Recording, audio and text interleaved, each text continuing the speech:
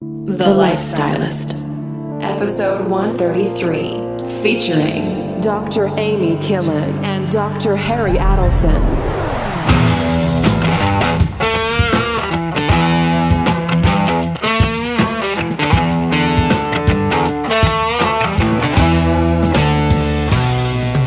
I'm Luke Storey, a former celebrity fashion stylist and founder of School of Style. For the past 20 years, I've been relentlessly dedicated to my deepest passion, designing the ultimate lifestyle based on the most powerful principles of health and spirituality. The Lifestylist Podcast is a show dedicated to sharing my discoveries and the experts behind them with you.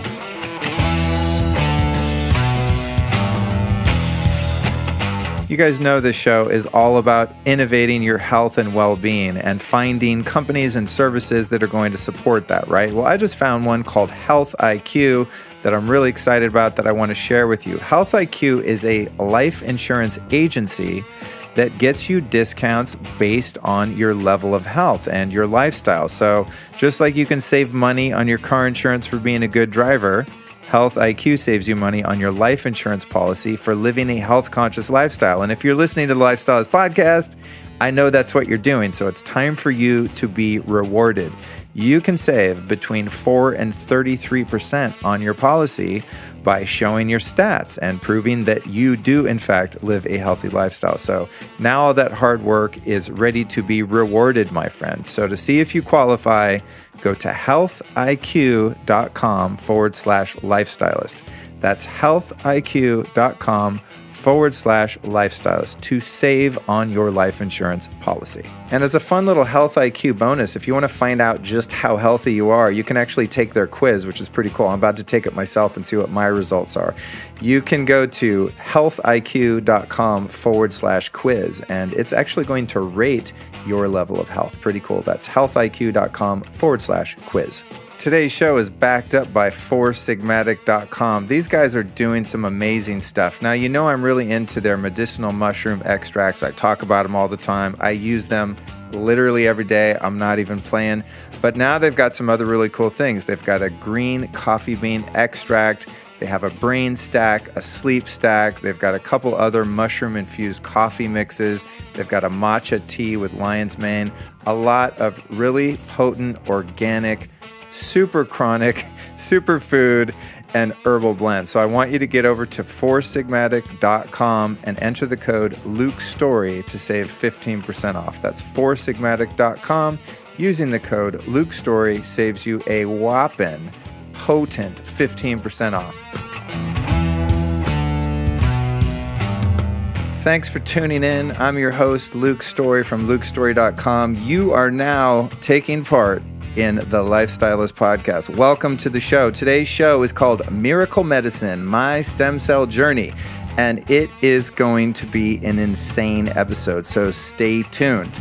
Before we get into that, though, I want to make a couple announcements. I have some amazing events coming up that I'd like to invite you to. First one is this weekend. That's the Longevity Now Conference with David Wolf in Orange County, California, April 6th through April 8th.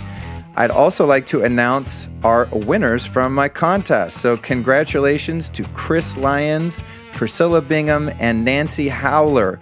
You each will be bringing a +1 to this event in Orange County this weekend. So congratulations. Make sure you come say what's up to me. I'm going to be the official podcaster of this particular conference. So you will see me, my microphones, my tripods, my cameras running around like a maniac. Make sure you come up and say what's up, and I might even throw your ass on the podcast. So look out for that. Next up, I'll be speaking at the Soho Little Beach House, Malibu on April 24th, interviewing Eli Block about orgasmic meditation. After that, I'll be speaking at Paleo Effects. Yeah, my first time to Austin, Texas. That takes place April 27th through 29th. If you want to come to any of the events that I'm participating in, you can always find them at lukestory.com/events. Next, I'd like to remind you to join my newsletter. This is not one of those crappy newsletters where I spam the hell out of you. What happens if you sign up for my newsletter is a little bit different. I'm going to send you all the clickable links and show notes each week for every single podcast like this one that I listen to. You ever listen to a podcast and you're like, oh, I got to pause it and screen grab it and write a note or text myself because someone just said something awesome. They mentioned a resource that you want to be able to go back to later. Well, listen, don't trip, boo. All you got to do is get on your old pal Luke's newsletter, and I'm going to send that to your inbox free of charge every Tuesday. It's pretty dope. So here's what you do. If you're on a US phone, text the word lifestylist, that's all one word, lifestylist, to the number 44222. So literally just grab your phone right now, pull the car over, do whatever you got to do, keep it safe. Text the word lifestylist to this number, 44222. If you're not on a US phone or you don't like texting, which might make you an alien, you can just go to the URL lukestory.com/newsletter. That's lukestory.com/newsletter. I promise to respect your email address, your privacy, and not over-email you with a bunch of crazy stuff. All right, next up, stay tuned for next week's episode, which comes out next Tuesday. That's number 134 with my business partner at School of Style and incidentally ex-girlfriend, Lauren Messiah. It's the first time I've interviewed her on the show after having the show for almost 2 years. We're going to talk about the psychology of style. It's a really fun, very personal recording. I think you'll really enjoy it. And then I want to give a shout out to my boy, James J. Todd, who did some of the soundtrack music for this episode. You can find his stuff at jjtmusic.com. All right, so on to this episode. This is going to be a really fun one, you guys. I'm so excited to drop this to you. So here's the deal. 5 weeks ago, I flew to Docere Clinics in Park City, Utah to undergo stem cell therapy with doctors Harry Adelson and Amy Killen. So I had stem cells extracted from my back fat, my hip bone marrow, then injected into my face, scalp, shoulder, spine, hip, and my. Now, the main purpose of my treatment was to treat my severe back pain. I've had this going on for like 20 years, and it's just out of control. I've tried everything that I've ever heard of to fix it. Nothing's really worked, so stem cell treatment's been on my vision board for years, and I finally decided to get it done. So in this particular episode, I really shake things up in terms of the format, and you get to follow my entire stem cell treatment journey all the way from the day I left LA, went to Utah, and then came back here. So you're going to get a play-by-play report of all the biohacks I used, along with the interviews with both doctors in this one episode. And I actually conducted these interviews right in the operating room before I went under anesthesia and had the procedure. So it's kind of a trip. I also live streamed it on Facebook and Instagram, like all the gory blood chopping me up, all that stuff. And if you want to see some of that, you can go to my YouTube channel. Just search Luke Story on YouTube, and you can see both of these interviews individually. And then there's also a mashup video, like a hardcore video of my surgery. Now, I'm not going to watch it because I'll get too freaked out and nauseous and lightheaded, and I'll never do any other procedures like this again. So I'm not going to watch it, but it lives on YouTube. It's pretty hardcore. I was unconscious, so I don't know, and I never want to know, but you can find it there. So the first half of this episode chronicles my journey to Utah. Then I go to some hot springs. When I landed, I actually interview a listener to the show who took me to the hot springs, and then I interviewed Dr. Harry Adelson.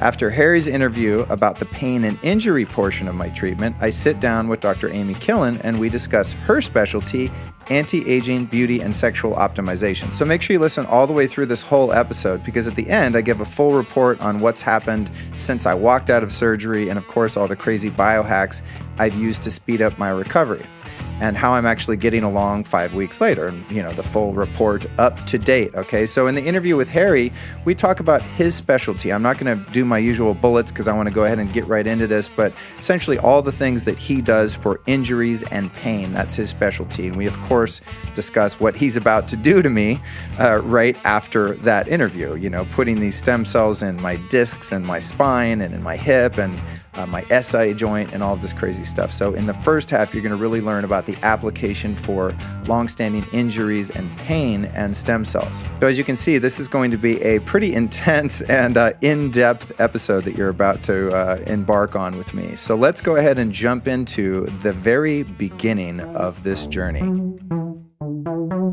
I'm currently traveling 85 miles an hour headed southbound on the 110 freeway toward the Long Beach airport, where I will board a plane to go see Dr. Harry Adelson and Dr. Amy Killen in Park City, Utah for my stem cell treatment. Really excited. I don't know that what I'm doing is necessarily safe at the moment. I've got my headphones on, I've got my podcast equipment running, and I'm doing Instagram lives and all sorts of shit that you're not supposed to do I'm at 90 miles an hour now. Anyway, here I am. As I drive down the road, I'm realizing tomorrow I'm actually kind of going under the knife. I mean, there's going to be anesthesia involved. I will be poked, prodded, injected, extracted. It's going to be quite a medical procedure, and all of this being documented on Instagram and Facebook Live, as I tend to do. So, here I am on the freeway.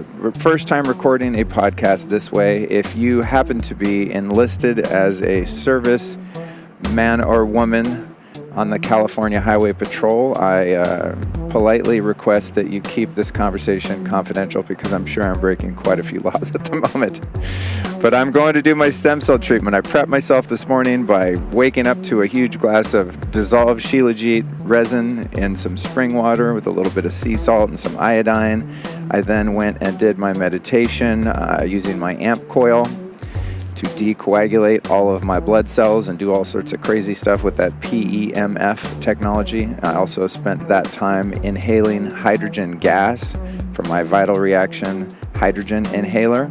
And now as I drive down the freeway, I can only drive with my left hand. You know why? Because my right hand is being electrocuted by a device called a SOTA, S-O-T-A. And the SOTA is a technology developed by a man named Bob Beck, who is really into energy medicine, a brilliant guy. And what I'm doing is blood electrification. And so I'm actually cleansing myself of all fungus, viruses, and bacteria in my bloodstream over the course of the next 3 weeks by putting this crazy thing on my wrist and shocking the hell out of myself. So this is how I spend a Sunday morning, folks, as I head to the Long Beach airport on my way to Park City, Utah for my stem cell treatment. Over and out until the next transmission. Here I am at the Long Beach airport sitting waiting for the plane. Believe it or not, I actually made it a little bit early, so I have time to do another quick broadcast. I gotta say, I got a big shout out to the Long Beach airport. This place is super chill. I think I'm going to start trying to take more flights out of this airport if possible. It was a little longer drive than LAX, but it was worth it. And what I'm doing now in preparation of my flight is running my human charger through my ears, which helps me adjust to the new time zone.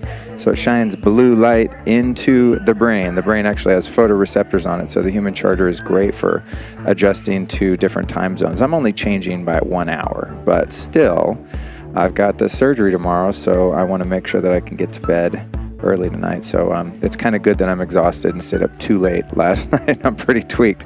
The other thing I'm doing as part of my protocol, and I'm doing a light protocol this travel because the flight's only 2 hours or so. So I don't go as hardcore as I do for international or flying to New York or something. But what I'm doing right now is dissolving 2 tablets of vital reaction molecular hydrogen into my Evian water. Luckily, I got to the airport here and I saw all these really crappy like Dasani waters and Arrowhead, Nestle, just nasty tap water in cheap plastic bottles. And then I finally found the mother lode of like giant Evian bottles in a harder plastic that's a bit, that leaches a bit less. So I've got 2 tabs of the hydrogen in there, and what that does is reduces oxidative stress from flying. It's really potent anti-inflammatory. It scavenges free radicals, except the good free radicals, because some free radicals actually help you and some don't. So that's kind of part of the protocol. So I'll pound one of those every 90 minutes or so. So I'll do one now, and then I'll probably do another whole bottle when I land. And in addition to tons of other supplements, which I'll tell you about later. But I'm excited. You know, I'm lucky I just got to the airport. They had valet here, so I just like pulled right up to tiny ass airport. And I just rolled right through the TSA pre-check, through security, and everything's looking on the up and up. Now, when I arrive in Salt Lake City, I'm going to check into my hotel, and then I am going to join a listener that's going to take me to a secret natural hot spring. So I'll be reporting from there likely later, knee-deep in snow. I had to go out and buy some snowshoes because apparently you need those where it's 7 degrees. So I'm flying out of sunny LA. It's probably like 65 here, and I'm going to be in the snow momentarily, which I'm really excited about. I'm going to be doing cryotherapy, just naked running around in the woods. Actually, no, I'm not. I found out because there are so many Mormons in Utah that running around naked at the hot springs is not really kosher. So that sucks. I'll have to wear some weird shorts.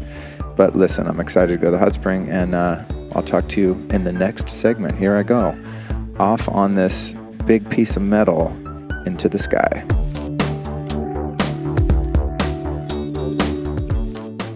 Here I am, 35,000 feet above planet Earth, en route to Salt Lake City on my JetBlue flight. I just did a 45-minute meditation because I was just smoked from staying up too late last night. I had a weird thing happen where my little recorder's SD card, the sound card, went corrupt. And of course, there was not, an electronics store available late last night, or maybe in my destination of Park City, Utah, that would have what I need. So I ended up staying up really late, so I had to do a couple meditations. But I always recommend meditating on flights. It really helps with the air travel fatigue, and it's just very calming. So I put in earplugs and noise-canceling headphones. I do my meditation. So that's what I'm up to here. But also, I just want to share some other travel hacks because people seem to be very intrigued by some of the things that I do that are really helpful. I'm, of course, on some modafinil today, and as I mentioned earlier, doing my hydrogen, molecular hydrogen tabs from Vital Reaction. Also doing a MitoLife DHA, which is an algae oil. It's really good during travel. It's good for your brain and all kinds of stuff, for your eyes. It's amazing. And then I do marine phytoplankton. And then for energy and fatigue, which I get a lot when traveling, I do a lot of Unfair Advantage from Bulletproof, which is a combination of PQQ and CoQ10. So when I get on the airplane, I've got a lot of tricks up my sleeve. Ooh, I'm looking out the window and there's so much snow. Oh my God, dude. And then what else is going on? And then I'll periodically huff oxygen canisters. I bring these little mini canisters of 98% pure oxygen. And when no flight attendants are looking, I'll bust that out of my bag and just huff on that stuff a little to keep my blood oxygen levels up. And I also do something which is pretty cool, and that is right now I have a little ozone generator on a lanyard around my neck. So it's about the size of a couple cigarette lighters, maybe a little bit smaller, and it generates ozone right under your nose to clean this putrid, germ-laden recycled air on the plane to really, help avoid getting sinus infections or getting a cold or anything like that. So far, so good on the flight. I'm looking forward to hitting the ground and getting to my hotel and heading out into the snow to soak in a hot spring. So I think I'll be checking in with you once we touch down. See you soon. Here I am in my Uber en route from the Salt Lake City airport to Park City, and man, I wish you listeners could see what I'm seeing. It is so beautifully snowy and awesome out here. Utah in some places can be a little bit of a wasteland, when there's no snow, but landing in Salt Lake City was gorgeous, and it's 30 degrees out, so to add a little lesson into this intro here, the first thing I did when I got off the plane is I ran out, so I didn't run, but I got myself outside of baggage claim as soon as possible, and thankfully, even though it's 30 degrees, it's quite sunny and warm and just beautiful, and the air is clean. So I went out and did a few minutes of a breath of fire, took off my shoes and socks, grounded in the snow with my bare feet. It was fantastic. Got some natural sunlight in my eyes, just trying to acclimate back to the natural state of a human being on the ground. And another thing that's I find really useful on flight is wearing compression gear. So I have compression calf socks as well as a full compression shirt, and that helps to keep your circulation going and stop the stagnation that can happen when you're seated for too long. Now that was a short flight. It was actually over before I knew it. I meditated a bit, hung out, took a few supplements, did my thing, listened to a podcast with Guru Jagat, and it was over. Hopefully my surgery tomorrow will be as easy as that flight was. So until we meet again, I'm signing out from some freeway in the middle of Utah. The Eagle has landed. I made it to my hotel room in Park City, and it's lovely. It's got a fireplace. It's got a window, which is always helpful to get some of that mountain air in.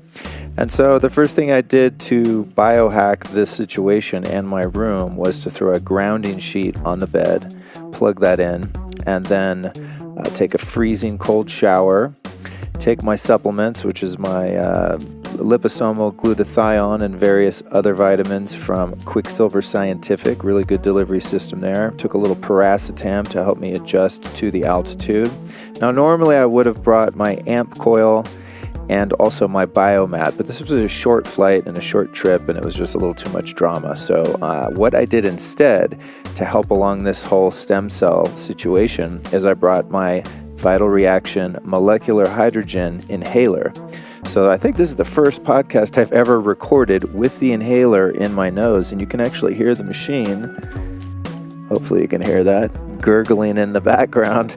So I stopped off and bought some distilled water and then put some spring water into the little cooling tank, and I am huffing some hydrogen. And what that's going to do is just get rid of any oxidative stress that I picked up while traveling, and it's going to maximize the effect of my stem cell treatment. So that's it for the hotel. I got a few more gadgets here that I use in recovery. I'll be, of course, swapping out the light bulbs in the room that are blue for some amber ones that I always pack with me. So when I come back tonight, I can kill all the blue light and make sure to get lots of good sleep. And now I'm about to run downstairs and meet a listener that I've never met named Kia, who offered on Instagram to drive me out and show me this really amazing hot spring. So stay tuned for the next part of the adventure. Now is probably going to be my favorite part of this trip. I've arrived here at the secret hot springs in Midway, Utah with Kaya, who I met on Instagram and listens to the show, which is one of the best things about having a podcast and traveling is you get to meet people that are like-minded and awesome, and she offered to bring me to this hot springs. Now, literally, I have to admit, Satan himself could come up from the darkness and ask me to go to a hot springs, and I would go. If you were like, hey, I'm a serial killer, I'll take you to a hot springs, I would say yes. So I did not know Kaya, and I'm getting to know her. And so I thought, as I'm driving out here, I said, you know what, why don't I just throw you on the podcast? You listen to the podcast, let's just be on it. So welcome to the show, Kaya. Thank you, Luke. Nice to be here. It's funny, you probably never thought you'd be doing this today, huh? No, never. All right, so I know this is a secret hot springs, but tell us a little bit about it. Well, I'm looking outside and I see the beautiful Wasatch Mountains covered in white snow. Everybody's happy about that. And how long have you been coming here? About the last couple years, but it's been, people have been using it for about 15 years, and it just recently has been upgraded. Ah, nice. And from what I understand, I might have the opportunity to, it's snowing out, you guys, by the way, or not snowing, but there's snow on the ground. I might be able to get in some cold water too, I hear, huh? Yes, there's watering troughs for like horses or cows that are filled with cold water. So you can get all sweaty hot from the springs and then either jump in the snow to cool down or plunge into the cold tubs. That's my absolute favorite thing in the entire world, literally. And how did you find out about the Lifestylist podcast? I was looking around for, Psalm Isadora. That was the first podcast that I met you. And that's an interesting one because, as you know, shortly after I recorded that, she committed suicide tragically. Yes. Yeah, that was a heavy one. All right, so you've lived out for 21 years in around Park City, Utah. What are your 3 top recommendations to keeping yourself healthy? Staying outside as much as possible and drinking good coffee in the morning and riding my horse. Oh, love it. I love all 3 of those. I haven't ridden a horse in a long time, though. And what are your top 3 recommendations for keeping yourself spiritually and emotionally centered? And they can't be the same 3. Well, I would say doing yoga, and I would say spending quality time with my kids and family and friends. And lastly, somehow it's going to be a little bit overlapping, but exercising, and that all happens outside, but keeping myself fit by hiking in the mountains. Awesome. I love it. Okay, so we're going to jump over this snow-covered berm here and get in some water. Unfortunately, from what I understand, since we're in Mormon country, I will not be able to run around buck naked like I prefer when in nature, but it's okay. I will respect the local customs and I will wear my silly bathing trunks. All right, you guys, we're out. Stay tuned for the next report. All right, so I just had one of the best hot springs experiences of my entire life. And trust me, I've had a lot. Oh my God, what's that? Oh, there's a huge ass wild turkey in front of us in the road. That is so sick. Oh my God, I wish this was not audio, you guys. I've never seen a wild turkey. That looks so awesome. Okay, so back to the hot springs. So this was the most radical hot springs because there's snow everywhere. And so you soak for a little bit and then jump out, go lay in the snow, do some of those snow angels, lay there, chill out for a little while, literally until you're about to die. It's 27 degrees out right now too, just FYI. And then back into the hot water. One of the pools was about 110, really, really, really hot. So just absolutely fantastic and very chill scene. You know, not a bunch of people listening to gangster rap, pounding 40s, smoking blunts. It was real low key, which is what I prefer as an older gentleman now, as I'm becoming. And so now I'm headed back into town, and I've got to go prep my interview notes for tomorrow. So it's been quite an eventful day.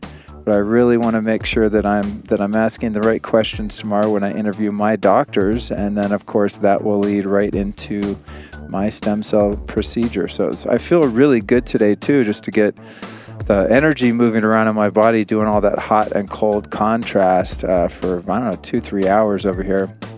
Really set me up. I feel very invigorated and healed so that I'm ready for tomorrow. So on to the next one. Wow, what a day, guys. So it's Sunday night, the eve before my multiple stem cell procedures tomorrow at Docere Clinics. I just put it in my navigation app and it said 0 miles away. So thankfully, I think I can just walk outside and walk right into the clinic. I had the most amazing day today at the hot springs and the whole thing. Found a great farm-to-table restaurant here. Got some really healthy food because I have to fast for, 12 hours or something like that. Now I'm going to sneak in a little bulletproof coffee in the morning. So that's how I roll. But I was able to get a nice hearty meal in. And then, as fortune would have it, my new friend Kaya, who is, of course, the listener to the show that took me to this amazing hot springs today, informed me on the way back to drop me off that she is a body worker. She's a massage therapist. She's been doing that for 20 years. And I just happened to see the table in the back of her car. So I said, I know it's Sunday and all. I personally don't like to work on Sundays, but if you're someone that doesn't mind working on Sundays, I could really use a massage because I'm just tweaked from flying and not having a massage in a long time. And of course, she was awesome and obliged and gave me a great massage. So that was wonderful. And then she bounced and I got to work on prepping my show, which is, I think, going to be pretty damn good. I've got all of my interview notes here in Evernote. I'm going to be asking Dr. Harry Adelson mostly about the work he does in pain. And of course, we're going to be talking about all of the things that he's going to be doing to me tomorrow in the treatment. And then Dr. Amy Killen, that interview will be more based on the work that she specializes in, which is sexual optimization and skin and beauty. So I've got everything laid out. I'm feeling very prepared. It's a little late. It's 11:50. I need to go to bed. But I've had my true dark blue blocking glasses on since like 8:30. I took some melatonin just to cheat because I'm not messing around tonight. I've really got to get some quality sleep. But I'm feeling a little bit nervous about tomorrow, but mostly excited. I just want to make sure I can nail these interviews without any fuel in the morning, except one little coffee when I wake up. And then after I finish the interviews, guess what? I'm going under the knife, y'all. So here goes nothing. I'm off to sleep. Gonna go count some sheep. All right, I'm about to head over to Docere Clinics and see Dr. Harry and Dr. Amy. Just waking up over here was a little bit tough. Sleep was not optimum last night, probably just due to travel. And also I couldn't get my room cold enough. I could only get my room down to about 65, and then I figured out if I got up and opened the window, it's 20 degrees out, or maybe less last night, so that helped a bit. But got up and had my bulletproof coffee, worked with my Power Medic cold laser on some sore spots and kind of prepping some spots that are going to be worked on today. Ran the human charger for the time change. What else have I done? A little meditation, of course, my 20-minute Vedic meditation.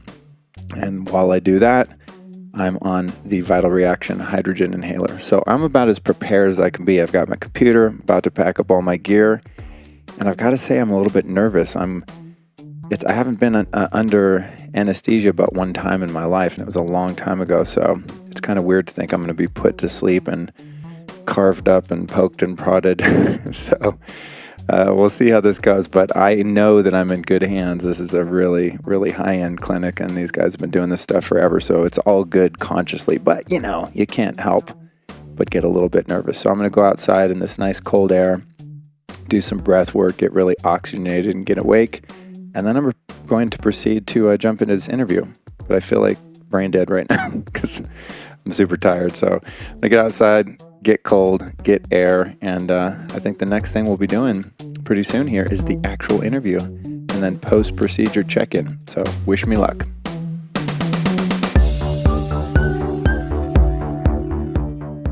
So I'm over here at Docere Clinics. It looks very professional. I feel really safe. I feel like I'm in good hands. I've checked in. I've signed a bunch of waivers that basically probably say that if I leave the earth, they're not responsible.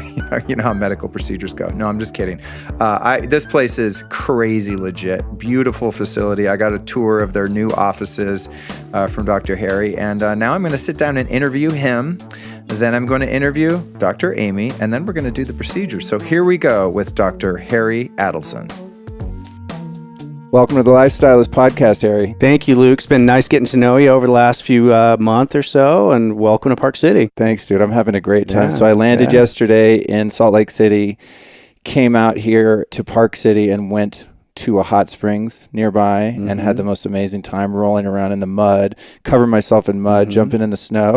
It's like I'm having the best time because I wanted to get in some fun before I came in here under the knife. So I'm a little nervous about today. So this will be like the first interview that I'm nervous about for reasons other than the fact that it's just an interview and I don't want to screw it up. Darling, don't be nervous. But here we are. So why did you end up in Park City? Well, you just named it. It's awesome here. It's unbelievable. I mean, how many places in the world are you in a ski resort in the mountains and 30 minutes from a major airport? That's true. I can't think of one. That's true, yeah. I mean, it's phenomenal here. So I'm originally from Aspen, but that's kind of a dinky airport. It's a terrible airport. It's the highest plane crashes in the world or something. Are you serious? Yeah. Don't tell me that. That's where I fly into. Yeah. I've been flying in and out of Aspen since I was a little kid. No, Park City's one of the United States' best kept secrets. I'm sold. Well, not anymore, maybe after everyone hears and sees this. I thought you might have based your practice here because so many people hurt themselves skiing and snowboarding that it's like a cash cow because everyone gets so jacked up on the mountains here. Yeah, well, it's really just a suburb of Salt Lake City. Right. And so many of our patients fly in from out of state.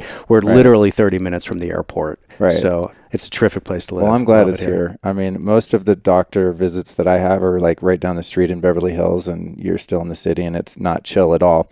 So let's jump right in. What the hell are stem cells? Our body is comprised of many cell types, and in every structure in our body, we have stem cells. So all our organs, all our joints, all our musculoskeletal tissues, every organ in the body that contains cells contains stem cells. And every cell type plays a role. Muscle cells are for moving your skeleton. Ligament cells are for stabilizing the skeleton. Stem cells, their job is to maintain the health of their microenvironment. What makes a stem cell is they have the ability to do two things. One is they have the ability to turn into new versions of themselves or turn into versions of target tissue cells.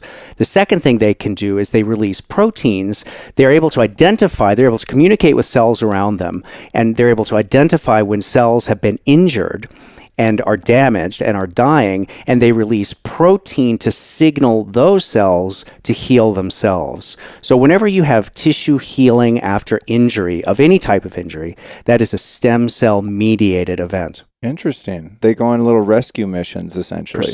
Precisely. Okay, awesome. They're your body's own natural drugstore. And we're going to talk about the efficacy of working with stem cells, but I've always been curious why the FDA is so paranoid about this division of medicine. Is it because that they can't patent stem cells and make a drug out of it? Like, what's the deal? Well, there's the role of the FDA, and then there's the role of the pharmaceutical industries. Right. And you would think the two would be completely separate. Unfortunately, theoretically they are, and then in practice they may or may not be. Right. But the thing that's unfortunate is the FDA is set up to regulate food and drugs.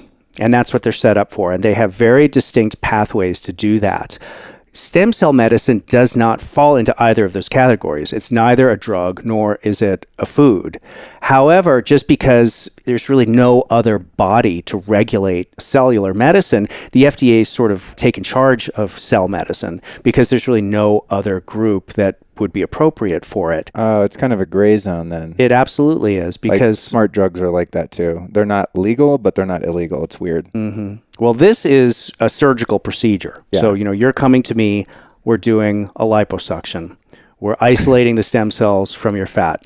We're doing a bone marrow aspiration. We're sitting here in scrubs, by the way, those of you listening. We're in my surgical suite in Park City. In case I forget this question, so we're getting stem cells out of my fat. Can you do lipo from my gut and give me a six-pack while you're at it? Absolutely. I take requests. Sure. And he hasn't eaten, by the way, so he's being sedated. I'm a little bit goofy due to that fact. What are the risks involved in, somebody getting a procedure done? Well, the main risks are anything that go along with any medical procedure because there's a liposuction involved. Very safe. There are some risks involved, not super dangerous ones. I mean, if done improperly, there's potential for real risk. Bone marrow aspiration, way scarier than it sounds. Way more intimidating than it actually is, even painful. Very simple to do. I've done over 4,000 of them. I feel safe. I'm in good hands then. Yeah. Apart from that, I mean, the biggest risk, anytime you put a needle in somebody, there's always a risk of infection, which is a very serious risk. As long as you follow the rules, that risk is infinitesimally small. And so we just follow the rules. So I'm gathering that tomorrow, while I'm still full of holes, it's a bad idea to go jump in a bacteria-laden hot spring. Correct. Okay, just checking. What are the conditions that are most often improved by stem cell therapy in your, branch of it? Sure. So stem cell medicine is being used for just about every type of illness imaginable. Here at Docere Clinics, we only treat one thing. We treat musculoskeletal pain, chronic musculoskeletal pain conditions. So about half our practice is spine, treat a lot of low back pain, neck pain, post-whiplash syndrome, dehydrated discs, which is what we're going to treat with you. And then the other half of the practice is treating peripheral joints. So hips, knees, ankle, foot, shoulders, elbows, hand, wrist. And the most common thing that we treat is arthritis, which is just garden variety osteoarthritis, degeneration of the moving parts. And you're obviously having a lot of success with that because we just went upstairs to your upgraded office, which is, what'd you say, 2.5 times the size of this one? Yeah, and this is a huge clinic. So yeah, we're moving up to the third floor. You wouldn't be getting repeat business if it wasn't working, I take it, Well, do you get a lot of business, by the way, just from referrals? Someone said, I had a bum knee and I went and saw Dr. Harry and I'm good now. And then what's interesting about our practice, and the reason I'm here doing this podcast with you, Luke, is because we actually don't do a lot of repeat business. We treat people once or twice and then I got to wait for them to injure themselves again, or I just, ask them to refer their friends to me, which is really, I'm dependent on a constant flow of new people because we do 1, 2, sometimes 3 treatments, and then either I didn't help them at all, or the job's done and they're better. So yes, we get a lot of word of mouth referrals. In one sense, it's kind of a bad business model when it what really you're doing is. works. I know. In my business, it's not like therapy where you're like, hey, you still haven't gotten to the root of all your childhood issues. You better come every week for the next 10 years. Well, and my business advisors are constantly saying, hey, you got to sell them on a package, and a lot of places do that. They do packages, and I hate that stuff. My goal is to see somebody as few times as possible, get them as much benefit as I can in as few encounters as possible. I love that because I don't want to go under 5 times. I hope we can bang it all out. In classical Chinese medicine, the belief was a busy doctor meant he was a bad doctor. That's great. I've never heard that. Totally makes sense, though. So with the stuff that I'm having done, for example, on specifically the hip and the spine, which those of you listening, if you've heard my show a number of times, I'm always whining about my back because it's like I'm so healthy, I feel so good, but my back has just been a constant issue. But I'm wondering in terms of aftercare and things like that, if you're sending these stem cells in and they're going, hey, there's something wrong here, we're going to fix it. What do you recommend, or how necessary is body work or physical therapy or, working on your mobility, say once you get the stem cells into a hip joint or into the spine? it seems that with me, I just have structural issues that are jacked up, which I've been working on, honestly, not with that much dedication and commitment, but now I'm going to, now that I'm like spending some money, I got some skin in the game. I'm like, called my brother who's a mobility expert. I'm like, when I get back, we're going full on because I don't want to waste this treatment. But what happens if somebody just does not change their lifestyle and their movement and work on their mobility and just get stem cell treatment thinking that's well, the they're end going to of the get project? short-term results. We're going to help them in the short term, and they'll, it'll work for a year or two, and then probably it's going to come back. I am a naturopath. I'm a naturopathic doctor. I'm not an MD. So the foundation of my training is in holistic medicine. It's the 4 pillars of health, which is diet, exercise, sleep, and a balanced emotional life. So absolutely, those things must be addressed. But in your case, for instance, we have to have those 4 pillars of health, but I printed out your MRI. And so those of you watching can see this. Those of you who are listening, I'll describe what I'm looking at. But this is a T2 weighted sagittal view of your low back. What you see is I'm looking at your intervertebral discs, and the upper ones are white, white, white, white. And what that means is they contain moisture. They're hydrated. And then the L4, L5, and L5S1, the 2 lowest levels, are pretty much black, and then the next one is gray. So what that means is those discs are dehydrated. They're also misshapen and all smashed. Like the ones they're above, those 4 above, have a nice Yeah. little sort of bubble shape to them, and those they're lower ones look degenerated. jacked up. So all of the diet, exercise, sleep, and balanced emotional life in the world isn't going to do anything to hydrate those discs, and that's where we come in. And neither is yoga, because I've been doing yoga Right. for 20 years, and it has not improved my back at all. Yoga is going to strengthen your core. It's going to improve your posture. It's going to improve the health of the connective tissue. It's going to do all sorts of things. But in this type of case, that's where you really need somebody like me. Yeah, I think the root of my troubles, and I forget if I mentioned this to you on the phone, but when I was in my early 20s, I was pretty wild, and I used to like to go hiking, which is great, would be healthy, but I used to get drunk and go hiking. And so I years later remembered, oh yeah, that one time I was hiking drunk up in the Angeles Crest Forest outside of LA, and I did everything drunk, to be honest, but hiking just happened to be one of those activities. And I came home that day and I couldn't walk. Like one of my right leg was up higher than the other one. I developed like instantaneous polio. And so rather than going to a doctor, because I was like, screw doctors, man, I'm rock and roll, I don't go to the hospital, I had my building manager, who incidentally looked exactly like Steven Seagal, like twin, and I had him take a rubber mallet. So he had an enormous ass. Yeah.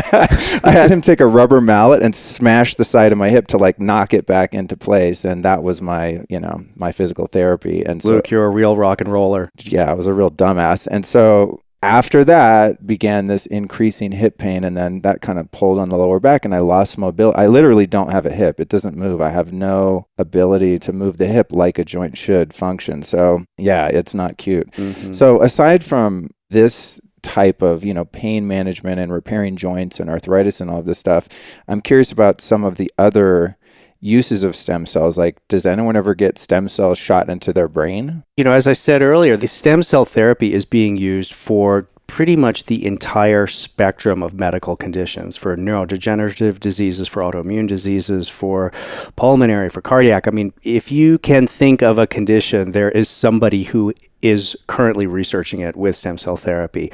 As far as injections into the brain, there's 3 ways to get stem cells into the brain. So first of all, let me just we talked a little bit about stem cells, and then this 2 actions of stem cells. One is this ability to differentiate into target tissue cells that have been injured. But really what we think is the much more important of the actions, and this is going to come up later when we talk about exosomes, is the stem cell's ability to communicate with other cells through these signaling proteins. We call that a paracrine effect. So cell-to-cell communication is paracrine communication. And the way they communicate is with these growth factors. The cells themselves are not able to permeate the blood-brain barrier. The growth factors, however, are able to permeate the blood-brain barrier. Are the other cells not able to because they're too big? They're too big, yeah. They're much larger. If you look under a microscope, you see the platelets are these tiny little things, and then red blood cells are a bit bigger than that, and then white blood cells are quite a bit bigger than the red blood cells, and then the stem cells are enormous compared to the white blood cells. Okay. And the blood-brain barrier is just big enough to, it's too large for them to travel across. So the 3 ways to get stem cells to the brain and growth factors are, if you're giving the stem cells intravenously, first you preload with a medication called mannitol, which is just a sugar. It's used in the emergency room for people who have intracranial pressure. So they've had a traumatic brain injury and they've swelling in their skull, in their brain. And you give the mannitol and it temporarily renders permeable the blood-brain barrier. Oh, wow. So that's one way to get stem cells and growth factors to the brain. The second way is you inject directly into the cerebrospinal fluid. It's called an intrathecal injection. I'm not a huge fan of the intrathecal injection. There's some definite risk involved, and there's really not a lot of data showing that there's any advantage to doing that over giving it intravenously. And then the third way, which I think shows tremendous promise, is an injection directly into the brain through what's called an Ommaya reservoir. So in this case, a neural surgeon drills a small hole in your skull.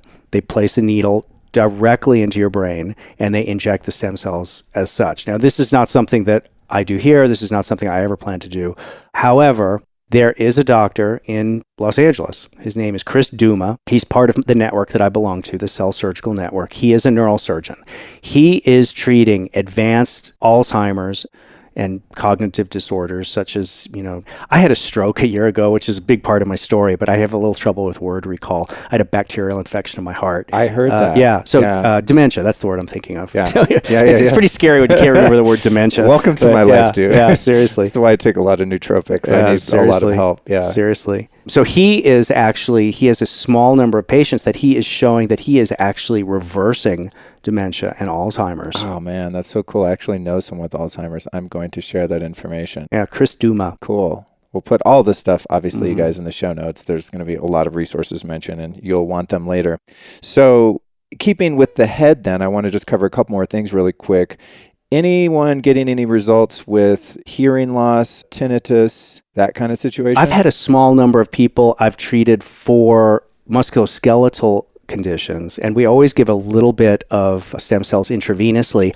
And I've had a couple of people tell me it has helped with their tinnitus, but I've never treated tinnitus directly, so right. I've no experience. I it. hope I get that side effect because I have it right now in my left ear. It sounds like a party going off in the other room, like a really loud whistle sound. It's been driving me nuts. And then how about eyes? I've heard some stuff about macular degeneration being assisted with stem cells. I know this isn't your area of expertise, but just, do you hear around the campfire of you and your fellow stem cell experts? The group that I belong to is called the Cell Surgical Network, and their website is stemcellrevolution.com. It's a big network of doctors who treat all sorts of different things. And yes, there are docs in that network treating macular degeneration along with other ocular disorders. When they do that, do you know if they shoot it like right into the eyeball? I think most people are doing it intravenously. There are a small number of eye surgeons that are injecting directly into the eye. If you have that done, I would strongly recommend going to an eye surgeon.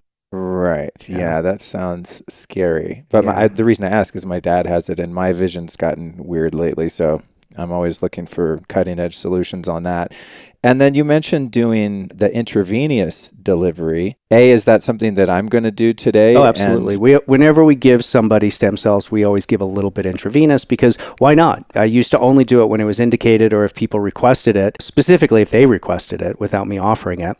But I had a friend of mine who's another stem cell doctor. And he said, man, you should just do it with everybody because, what harm is it going to do? And it might do some good. So I always tell people about it and offer it to them, and pretty much everyone accepts it. One person didn't, but have you gotten results in terms of immune system modulation from doing the intravenous? We've had people tell us all sorts of interesting things. Again, I really focus my practice on the treatment of musculoskeletal pain. Right. I don't step outside of my area. Right. So if somebody benefits from an IV that you do, and it's like, wow, my tinnitus went away, or whatever, my vision's better, whatever, it's just kind of a fringe benefit. Yeah, exactly. It's not your intended goal. Exactly. We've had a couple of people with, for instance, exercise-induced asthma who've quit using their inhaler.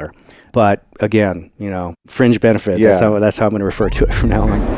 I'd like to take a minute to tell you about a company that's very cool that I recently discovered called Health IQ. They're a life insurance company that helps you save money on your life insurance policy based on your health IQ. So based on your lifestyle, diet, and all of that. So imagine if you saved money on your car insurance because you're a good driver, right? As you should. Well, Health IQ saves you money in your life insurance for living a health-conscious lifestyle. It's really dope. So to check it out and to see if you qualify, go to healthiq.com/lifestylist. You can save yourself a substantial amount of money. In fact, 56% of Health IQ customers save between 4 and 33% on their life insurance policies. Really cool stuff. I want to support these guys. They are innovators. They're doing something very cool for the community. So go to healthiq.com/lifestylist to see if you qualify. What's the difference between the fat-derived cells and the bone marrow cells? Seems to be a lot of debate around which one's better. I know you do both because you're just like, cool. Right. Well, the thing is that, you see a lot of information on the internet and you see a lot of mudslinging. You see a lot of, people who do bone marrow saying that fat is, unproven. And then you see people doing fat saying bone marrow is barbaric. And, the fact is, my experience from listening to these arguments go both directions is that the guys who like doing bone marrow tend to tear fat apart. And they tend to be the guys who have no experience with fat. Similarly, the people who do fat like doing fat and they don't want to do bone marrow. And they are the ones who tend to, tear bone marrow apart. I started out doing bone marrow. What bone do you get it out of? The iliac crest. So the big flat bones in your pelvis, Gotcha. The frisbee-shaped bones in your pelvis. Before I forget, when you do mine, can you do it on the left bone? Sure. My right side is so jacked up. I usually do the left anyway. You do? Okay. Makes me paranoid. Carry on. Sure. I started out with bone marrow and then I started using fat. When I started using fat, what I did is for a period of 4 months, I would offer people, would you rather do bone marrow or would you rather do fat-derived stem cells suspended in platelet-rich plasma? And what I did is I then followed up with these people. 6 months after their treatment, I called them and asked how they were doing. 6 months and 1 year. And what I found was the people with whom I did bone marrow, as had been my experience the years leading up to that, had consistently good results at about a 10% non-responder rate. The people I did fat suspended in PRP, when it worked better than bone marrow. But now my non-responder rate was up around 30%. And I don't know why that is. I mean, that could have been something I was doing wrong. I really don't know. But that was just my experience.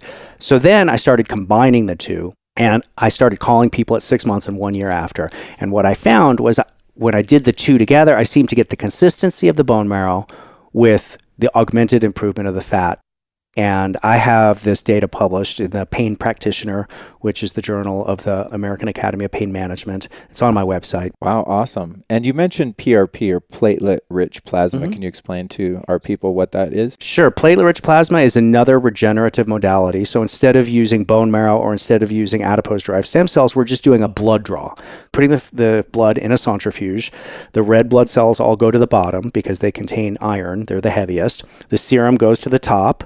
That's the lightest. And then in the middle is called a buffy coat. And in the buffy coat, you find the white blood cells, but you also find the platelets.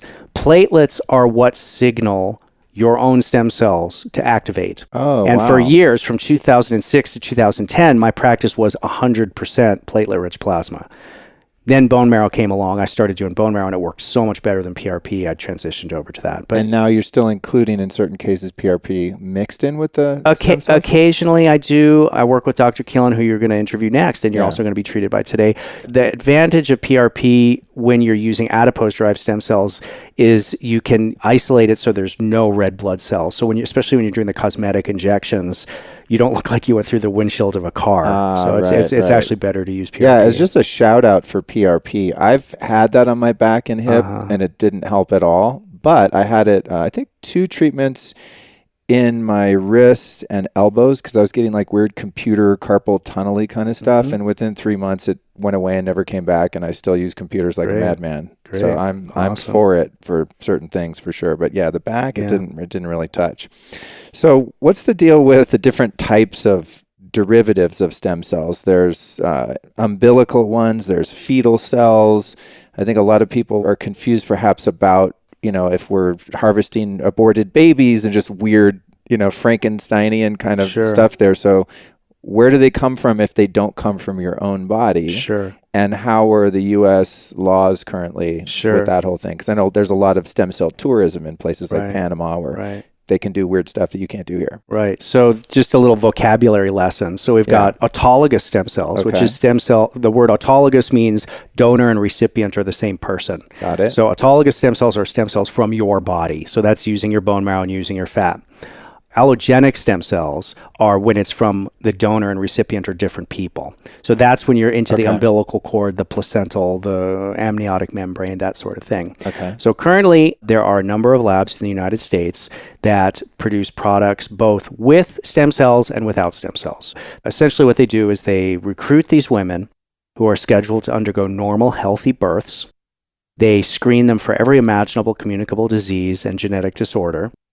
If they pass all of that, they then have a rep present at the birth. The woman gives birth to the baby, has her baby normally, and the rep takes possession of the placenta and the umbilical cord. They buy it from her. Wow. Then they I wonder how much they get for it.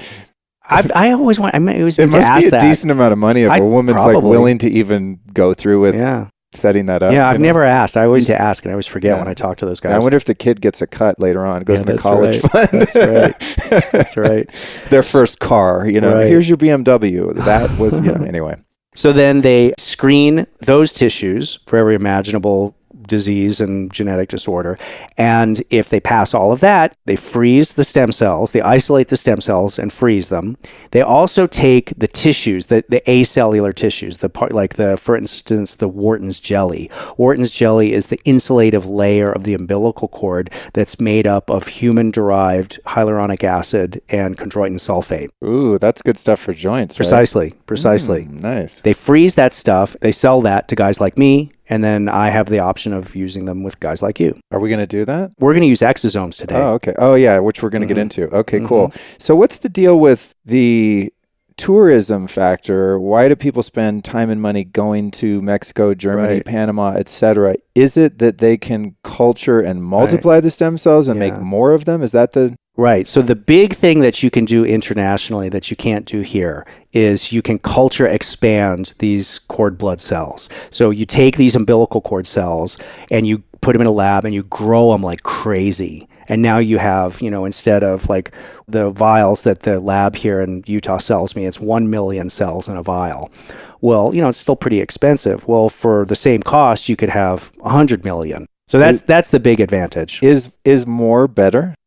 Theoretically, yes. We don't know with complete certainty, but there are a small number of studies where they do dose-dependent treatments. So, one person will get 1 million stem cells, the next person will get 10 million, the next person will get 100 million, and it does seem that more is better. Now, exosomes might turn this around. Let's cover that. So yeah. the exosomes are the new kid on the block. This is something that I'm just starting to use. I've heard about them for a couple of years. Even though I'm an early adopter, I try to stay on the cutting edge and off the bleeding edge. I like that. So, Off the bleeding edge. Yeah, that's funny. So, I've known about exosomes for a couple of years now, and I've just waited for enough of my friends to do it, and, that I feel comfortable doing it myself. So what exosomes are, it's really fascinating. So you have a stem cell, right? And then if you look at, remember your biology 101 textbook, and it shows a cell, and it shows the nucleus, and it shows the Golgi apparatus, and it shows the mitochondria, and it shows, all the different organelles of the cell. Well, one of the organelles are what are called exosomes, and they're these little vesicles. It's these little bags of stuff. And when I was in school in the 90s, we used to think that it was how they would excrete metabolic waste. We didn't know what they were. The people had seen them, but they thought that was how a cell released its waste. Well, actually, that's how a cell releases these signaling proteins that then trigger the paracrine effect. That tells the cells to heal, to go into a healing mode. So the way that exosomes are made is you take placental stem cells, you culture expand them, then you put them in a stressful environment. So now the cells think their host is under duress, and they start creating these exosomes. They start manufacturing the exosomes in order to help their host, and then they lyse the cell. They destroy the cell and harvest the exosome.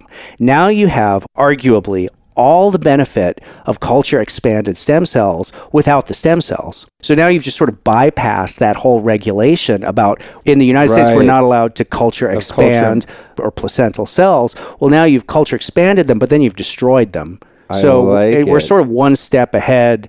The FDA. That's punk rock. I like that. Yeah, I mean, it really is. I mean, there's not really any ruling on this because it's so new. I'm still like a teenager. I hate rules, you know? I know. But it's about what works. I mean, that's the end goal is like the patient. You want it to be efficient, you know? So are these exosomes? Is that what they're called? Exosomes. Exosomes. EXO. Are they small enough to pass the blood-brain barrier if you do them in an IV? Yes, they are. Yeah. So just doing it IV, theoretically, I mean, I have no experience with it yet. I'm just starting to use it. But I spoke with Doug Spiel, who's the president and one of the scientific directors of Chimera Labs, who is the #1 manufacturer of exosomes. And he's using it for all sorts of things. And he's getting, according to him, I mean, I've yet to visit him. But I mean, I'm very impressed with what I've seen so far. Oh, that's awesome, especially if it's going to help people not have to take the extra time and expense to travel out of this country to get those same results, you know? Right. So I remember when I was looking into a treatment in, I think it's in a clinic in Guadalajara, Mexico. I forget the name.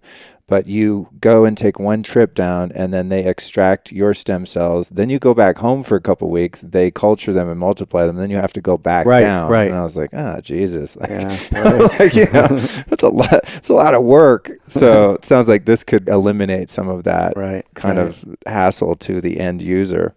And how does stem cell storage work? If, say, I have a baby and I have those stem cells extracted from the umbilical cord. Can I have those frozen until the kid is 65 and starts to get a bad hip and then use those really nice young stem cells? Well, it depends on how things are when the kid's 65. If right the world now, even exists still. Yeah, precisely. Currently, if you saved your child's umbilical cord cells, you would only be able to take them out and use them if it was for a very specific condition. Usually it's childhood cancers. There's a very short list of conditions that you can take them out of a stem cell bank for that purpose. Oh. Unfortunately. In other countries, can you bank them and go use them for whatever you want, whenever you want? It depends on the country. Right. Okay. Sure. So each country has its own little set of rules. And are younger stem cells better? Like if I were to have mine extracted today, store them at 47, and then I'm having issues when I'm 95, are those going to be quote unquote stronger and more effective than getting them taken out when I'm 85? Yeah, you bet. There's still a lot we don't know. And what we really don't know is the risks associated with using allographic cells, with using somebody else's cells, the long-term effects. However, yes, I mean, for the short term, for the paracrine effect, for the cell's ability to harness the healing power of the cells they come into contact with, yes, absolutely, they're far more robust. Interesting. And then what about cross-species stem cells? I remember when I first found out about stem cells, I was working with a health coach at the time, and human stem cell treatment, this is going back, 10, 15 years maybe? Yeah, maybe like 15 years. And I'd never heard of getting them from your own body or any of that. Maybe it existed. It was off my radar. But he was recommending that I go to this clinic in Tijuana. It sounds suspect already. And I told my parents, they were like, no, bad idea. But I believe it was either sheep or goat or pig, one of those animals that was sort of biocompatible with human DNA or whatever, and that you would get stem cells from the said sheep or whatever. Does that still a practice? And is there any? I don't know that it is still a practice. Have you heard of that? I know I've heard of it for some cosmetic products where it's a cream and it's got sheep stem cells or apple stem cells or something like that. But not injecting them. No, I don't think it's regularly done. However, I mean, theoretically it works, because what's interesting about stem cells is they modulate the immune system to an extent that they actually suppress like an inflammatory reaction. So they are actually invisible to your own immune system. One of the main indications, like one of the best. They're kind of cloaked. They just slip through. And one of the conditions that stem cell therapy has been studied very closely is organ transplant. So when you get an organ transplant, the biggest risk is that you're going to reject that organ. Well, if you administer stem cells at the time of the organ transplant, it can suppress your body's urge to reject it. Interesting. Right. So theoretically, I mean, I have seen scientific papers using human stem cells in mice And there seems to be no problem. It's never been studied formally the other way around, using mice stem cells in humans. Right. Yeah. I mean, it sounds draconian and scary, but I mean, it's like we were talking about this before we recorded, and I've gotten so much feedback from people as I come out here, like, oh, be careful, this sounds dangerous. I'm like, what are you talking about? Like getting, heart surgery like you had, or hip replacement. Yeah, hip replacement, chemo. I mean, the other interventions that come later after issues like I have go unresolved for a period of time are way more radical, way more extreme, way more dangerous. To me, this area of medicine seems, I mean, I'll admit I'm a little nervous about today. I'm breathing through it. But this seems way less invasive generally than so many of the other interventions once something has become debilitating, or you're dealing with, chronic disease or degenerative disease, things that are going to kill you soon, So I feel really good about it. So in terms of what we're going to do today, give me some, I want to ask this, but I don't want to ask this. Like, I kind of just want to go under anesthesia and have no idea what the hell any of you Which is exactly what's going to happen. Any of you are doing. But for the sake of the audience, you guys, I'm going to take one for the team. And I want to find out the mechanics of like what Amy's going to do something different, but what you're going to do. Like when I fall asleep, I go into, would you call it, the basement? Yeah. So you're going to, first thing you're going to do is you're going to lay on the table. Okay. We're going to have you change into, our outfit. Yeah. Then we're going to have you on the table. You're going to get a tiny little needle in your hand. And then our anesthesiologist, who's going to be here shortly, is going to say, all righty, Luke, count backwards from 100. And you're going to get to about 96. And you're going to wake up 2 hours later and we're going to be done. That's going to be your perception. Right. My perception is you're going to get to about 96, and then you're going to be asleep.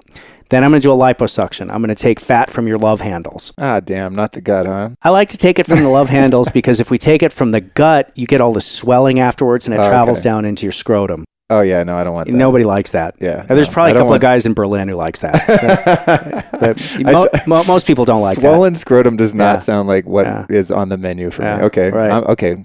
So love handles, I got those. I got a little spare tire. What do they call that? Muffin top? I got a little muffin top. That's cool. Okay. The medical term is jelly donut. Oh, yeah. Yeah. So first we're going to do that because the fat takes longer to process. I see. So we take the fat first, then we take the bone.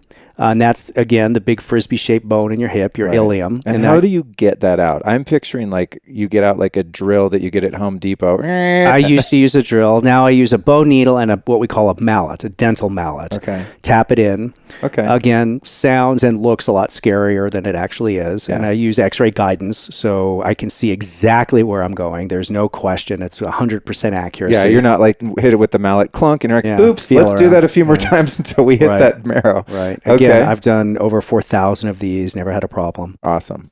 Okay. Then we've got a little break in the action while we prepare the cells, the fat cells. And I'm just in la la land. You're asleep. Yeah. Okay. You're good. Okay. You're good. Then I start prepping we do the disc injection first. That is the most, has to be perfectly sterile. The intervertebral disc is the least vascularized tissue in the body, so it has to be perfectly sterile. First, we'll inject the discs. Then I'm going to do epidural injections. Those are stem cell epidurals, not steroid epidurals. The reason for that is whenever you have disc pathology, frequently where the disc interfaces with the spinal cord or the exiting nerve roots, there's either adhesions or there's, prior chemical burns. I mean, there's problems there as well. Then we're going to do the ligaments of your back around the facet joints, around your SI ligament, your iliolumbar ligament. Then we're going to treat your hips, especially your right hip, which is your problem hip. And I'll have to, your chart's in the other room. I can't remember if we talked about anything else. I think that might be it. Left shoulder. Right. Yeah.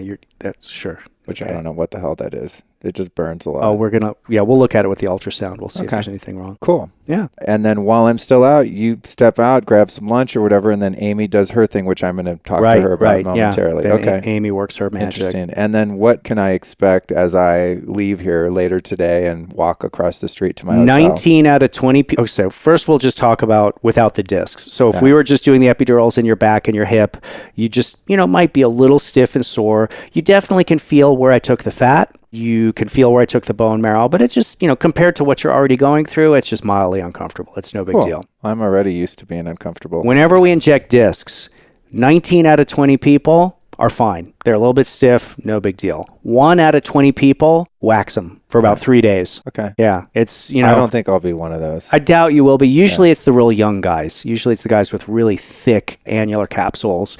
And those guys, if that happens, it doesn't negatively impact their outcome. It doesn't mean they're going to have a poor outcome. It just means it really sucks for them to go through. Right. But Right. In my case, it would just mean I would have to hang out in lovely Park City That's for a right. couple days and watch Netflix. That's right.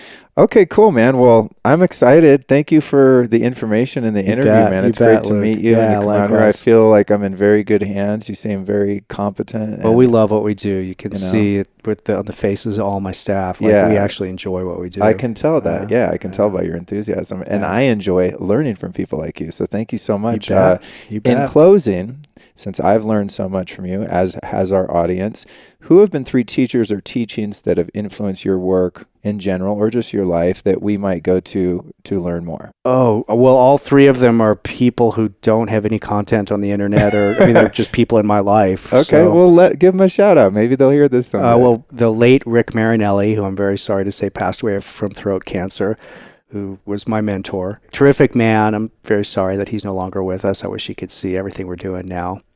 Certainly my dad, Warren Adelson of Adelson Galleries. And I would have to say my brother, Adam Adelson of Adelson Galleries of Boston. Awesome, man. Thank you. That's funny. Sometimes people are like Gandhi, Jesus, Martin Luther King, Eckhart Tolle, like a spiritual teacher's thing. But you'd be surprised how many people is like immediate family and people that they just love and have. Yeah, and then certainly, influenced my them. wife Indira and our 2 beautiful girls, Beatrice Bodicea and Vicky Wynn. I mean, those are my 3 biggest teachers. I suppose those are my 3 biggest teachers right now. I bet. Are those 3. I've got a 2-year-old and a 4-month-old and a beautiful wife taking care of them. So Awesome, man. I just love it. I just Awesome. love it. All right. Well, thank you for everything. In closing, where can people find you, social media, websites, any links you want to give Easiest out? is the website, docereclinics.com, DOCERE clinics, one word, docereclinics.com. We're on Facebook. We're on other stuff too, but the website's the go-to place. Awesome. Perfect, man. Well, Yeah. thanks again. All right, And I'll see you on the other side. That's right.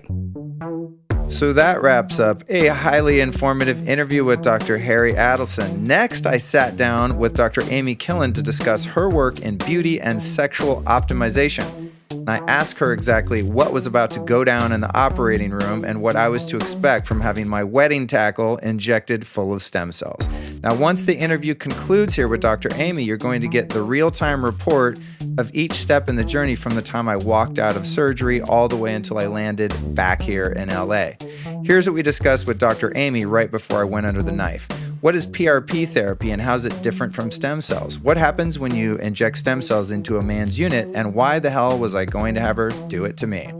The fact that 40% of women suffer some form of sexual dysfunction, the O shot and why she injects stem cells and PRP into vaginas and why she has not administered that treatment to herself, how the O shot improves the power and duration of female orgasms, the secrets of the vampire breast lift, how hormone function affects your sexual health, what are bioidentical hormones and are they really natural, what's the #1 food ingredient that kills men's testosterone levels, why having too much iron in your body is bad for men and how to get rid of it, the benefits of rubbing testosterone into your genitals for men and women, oddly enough, what's the purpose of this P shot that I'm getting, and where exactly she'll be injecting my private parts with stem cells right after the interview.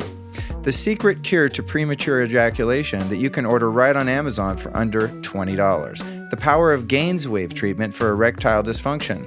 Are erection drugs safe and what are the side effects? How she convinced her husband to be her guinea pig for some of her experimental therapies.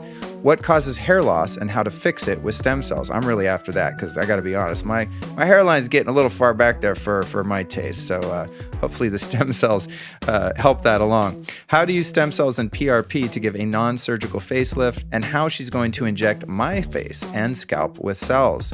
What happens when airport security catches you with a penis pump? So as you can see, this is kind of the more provocative half of the 2 interviews. It's a really fun one. Amy has a great sense of humor, but she's also brilliant. So you're going to laugh and you're going to learn a lot in this one. So now I present to you, live from the operating room, Dr. Amy Killin.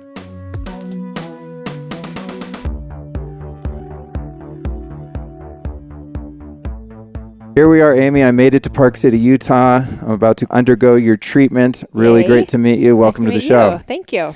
All right, so let's jump right into it. First off, I love your name, Dr. Amy Killin, and I just have to ask if your friends are like, "You're killing it, Amy." I mean, you must. That's like a constant thing, right? Yeah. I have a T-shirt that says "Killin' It" on there that I wear occasionally. Okay, good. And so it's a good doctor. It's actually Dr. Amy B. Killin, which is a pretty awesome doctor name, I feel like. That's insane. It's Which is, by the way, listeners and watchers, that is her Instagram as well. Yes, that's right. So, Dr. Amy B. Killin. Yeah, so you can follow her there. Love it. So you used to be an ER doctor. What led you to get into regenerative medicine? It was a couple of things. So I did ER for about 10 years. And first of all, it was really hard on me just as a person. You don't sleep. You get up at 3 a.m. to go to work. You eat bad food all day. You're super stressed. And so I kind of started seeing that wear and tear on me. And then I also got frustrated seeing patients coming in that I wasn't feeling like I was helping them. Like they would come in and I would give them, some medicine and send them on their way. And there's no time for teaching them about lifestyle and teaching them about other alternative ways of living and preventative medicine and things like that. So I felt like I wasn't doing them any service. So I started becoming interested in preventative medicine and integrative medicine and all of the things I do now. Awesome. Cool. I can see how that environment would be stressful in a number of ways. Yeah, it Just definitely is. Hospitals are stressful just when you walk in. And I think one of the main things is the lighting. We just went upstairs and looked at your new office suites up there. And I was like, oh my God, there's so much great natural light. Yeah. It's like makes the whole thing feel healthier. Yep. So what is regenerative medicine? And let's just talk about, I covered with Dr. Harry PRP and stem cells a little bit, but from your perspective, what appealed to you about working with those modalities? I like the idea of getting your body to heal itself. So sort of giving your body the tools to do that instead of having to take other medications or do, surgeries or things like that. I think it gives, for the things I do, a very natural response, natural approach, and it looks nice for skin. So I really like that tricking your own body part of it. Right. It's less invasive generally than some of the other Yes, it's very safe treatments. and, you get great results that are lasting. Also, it's not just something that lasts a few hours or, a few months, but for the things that I do, these things last for years. So while Dr. Harry focuses on pain and healing injuries, you specialize in skin and sex, which Yes. is like way more interesting. I'm like an old man, my sore back. I'm like, let's talk about sex. Okay. Spine schmine. Let's talk genitals. So tell us about that. And then we're going to dive a little deeper into those subjects. But what led you into working with stem cells and PRP and all this for those purposes, for beauty and sexual enhancement? So when I started doing this anti-aging and integrative medicine, I had patients that would come in and say, hey, can you also help with my skin health and make me look more youthful?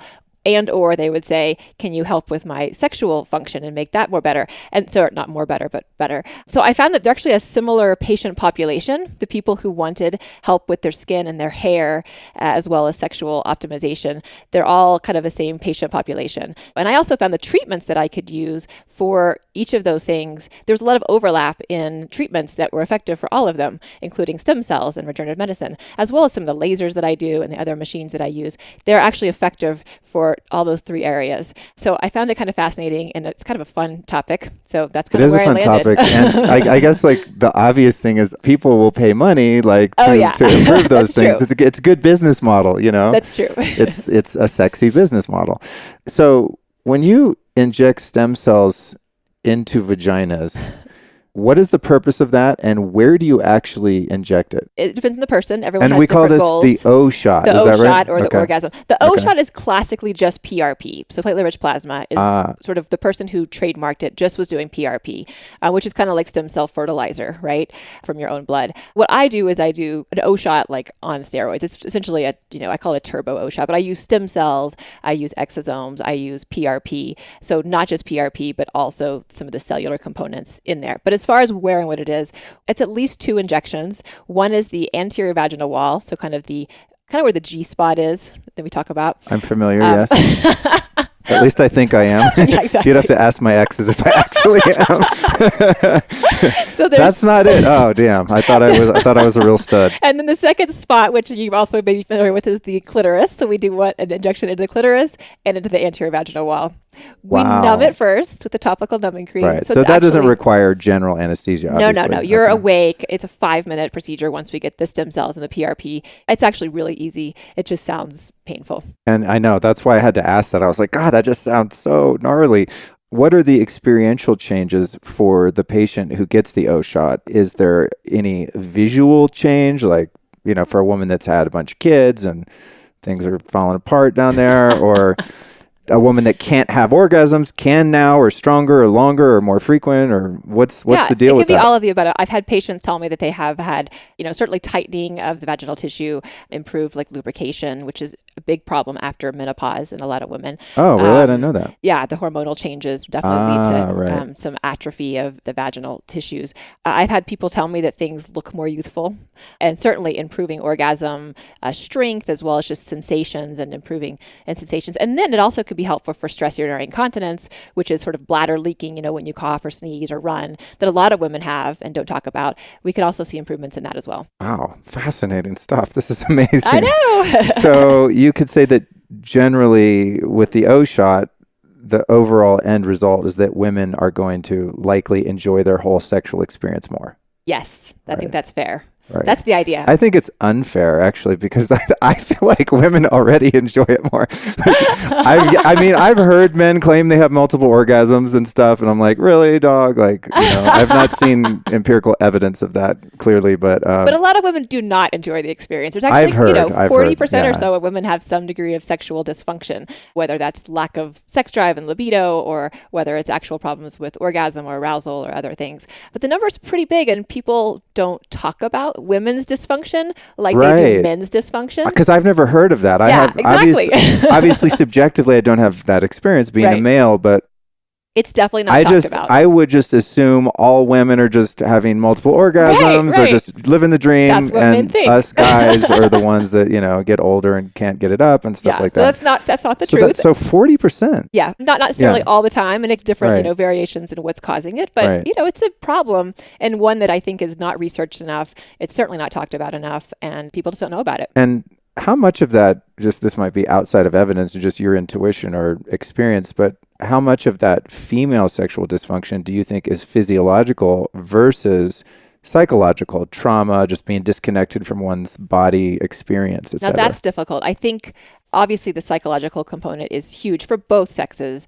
Yeah. I think probably more so for women. There's a lot more sort of in the brain kind of like stress and anxiety and, do I look fat today kind of stuff that goes on with women that affects, everything as far as sexual function. I don't know. I don't know how many. That's a totally unanswerable question. It's a hard question. Yeah, it is hard. But it just popped in my head out of curiosity. I'm like, oh, that's interesting, because I think as a man, I remember being in high school and first experimenting with sex, and I had a few situations in which I got so nervous and caught up in my head that I couldn't perform. And it was like, literally, that's like, like a murderer or a monster chasing you in the middle of the night. Like, it's just the worst fear, the worst scenario ever when you're that young and you don't realize it's not a big deal. Right. But then as I got older, that never happened anymore. But I think just because I came... Yeah, the anxiety part of it is yeah, big. like I'm just became comfortable with my body and I wasn't as worried about like my performance and stuff. But definitely when I was in my teens, it was not a physical phenomenon. There was nothing wrong with my body or my hormones by any stretch. Literally, I would just get in my head and like freak out inside and feel nervous and But I find insecure. that if you can improve some component of the, actual sort of sexual organ system, you can improve the lubrication or the sensitivity or the tightness or for men, the firmness or whatever, that it does feed back to then they have more confidence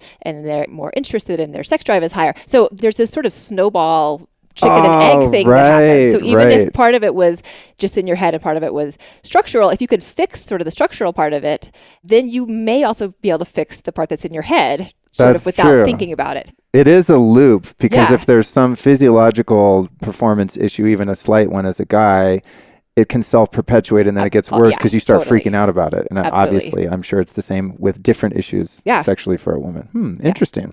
Interesting stuff.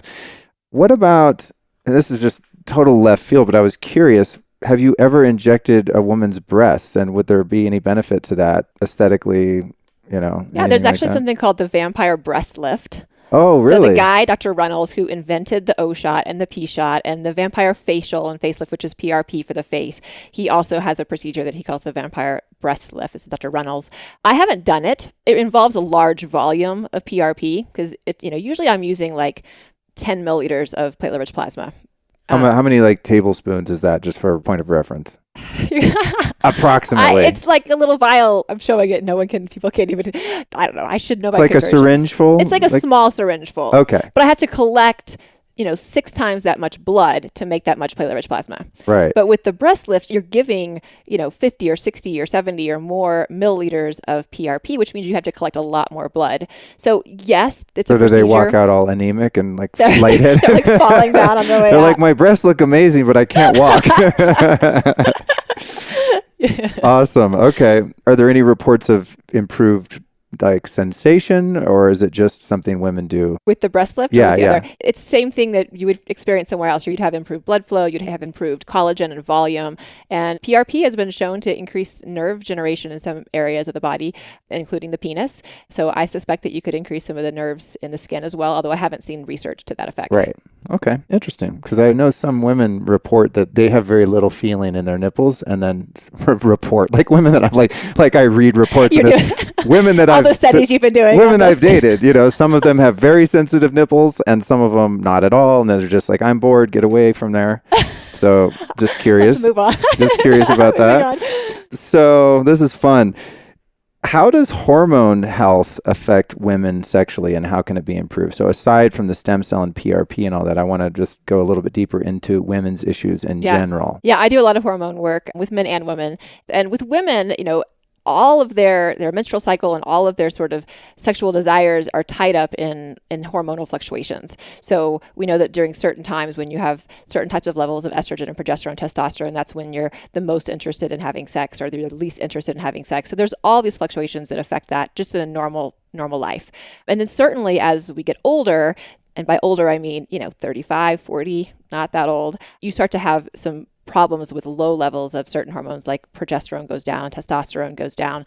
And one of the side effects is that you maybe don't have as much libido, you don't have as much vaginal lubrication, you don't have, just things change. And certainly postmenopausal women, all the hormones go down and drop way down. And that affects not just your interest in sex, but it also affects the structural integrity of your sexual organs. So you have your vaginal tissues they're not as lubricated, they're not as sensitive, they start to get thinner, you get prone to infections. Like there's all these things that happen that are hormone related that we actually can help fix by just giving you back hormones.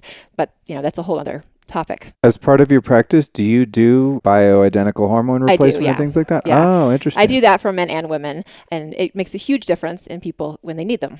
Can you explain? I always just assume everyone knows what I'm talking about when I get nerdy, but can you explain bioidentical hormones versus synthetic hormones? Yeah, so bioidentical just means the hormones are exactly like the hormones your own body makes. So, if it's testosterone that we're giving you, it's the exact same molecular structure of the testosterone that you already have in your body. So that's all that it means. So basically, does each person have a unique sort of signature? No. Okay. So your testosterone is just like, Joe's testosterone and whoever else's. Okay. But the difference is that if we give you, for instance, you take another non-bioidentical testosterone, it does have some differences structurally. The molecular structure of it's different. And so your body can react differently to it. So maybe it causes liver damage, or maybe it causes, in women, it increases your heart attack risk or your stroke risk or your breast cancer risk or some of the things. With women especially, a lot of the studies that came out years ago that showed that hormones were bad were because they were these pharmaceutical kind of synthetic hormones that were actually causing inflammation because they weren't like the ones that were already in your body.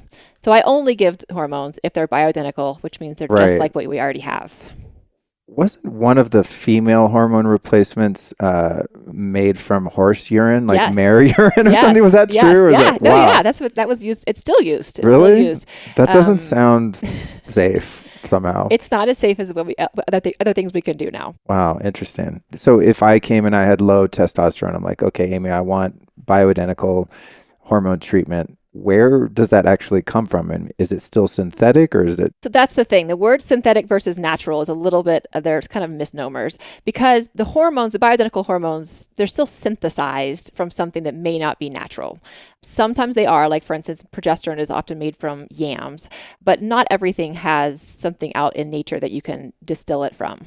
So they're made in a lab still. Bioidentical hormones are often still made in the lab, but they're still the same hormone that you already have in your body, so you don't have that inflammatory reaction to it. I see. So essentially science is tricking your body into going, aha, this is from you, Exactly. but it's actually not. Exactly. Okay, cool. And what about diet in terms of how it affects our hormones? And I ask because my hormones have been really good for many years.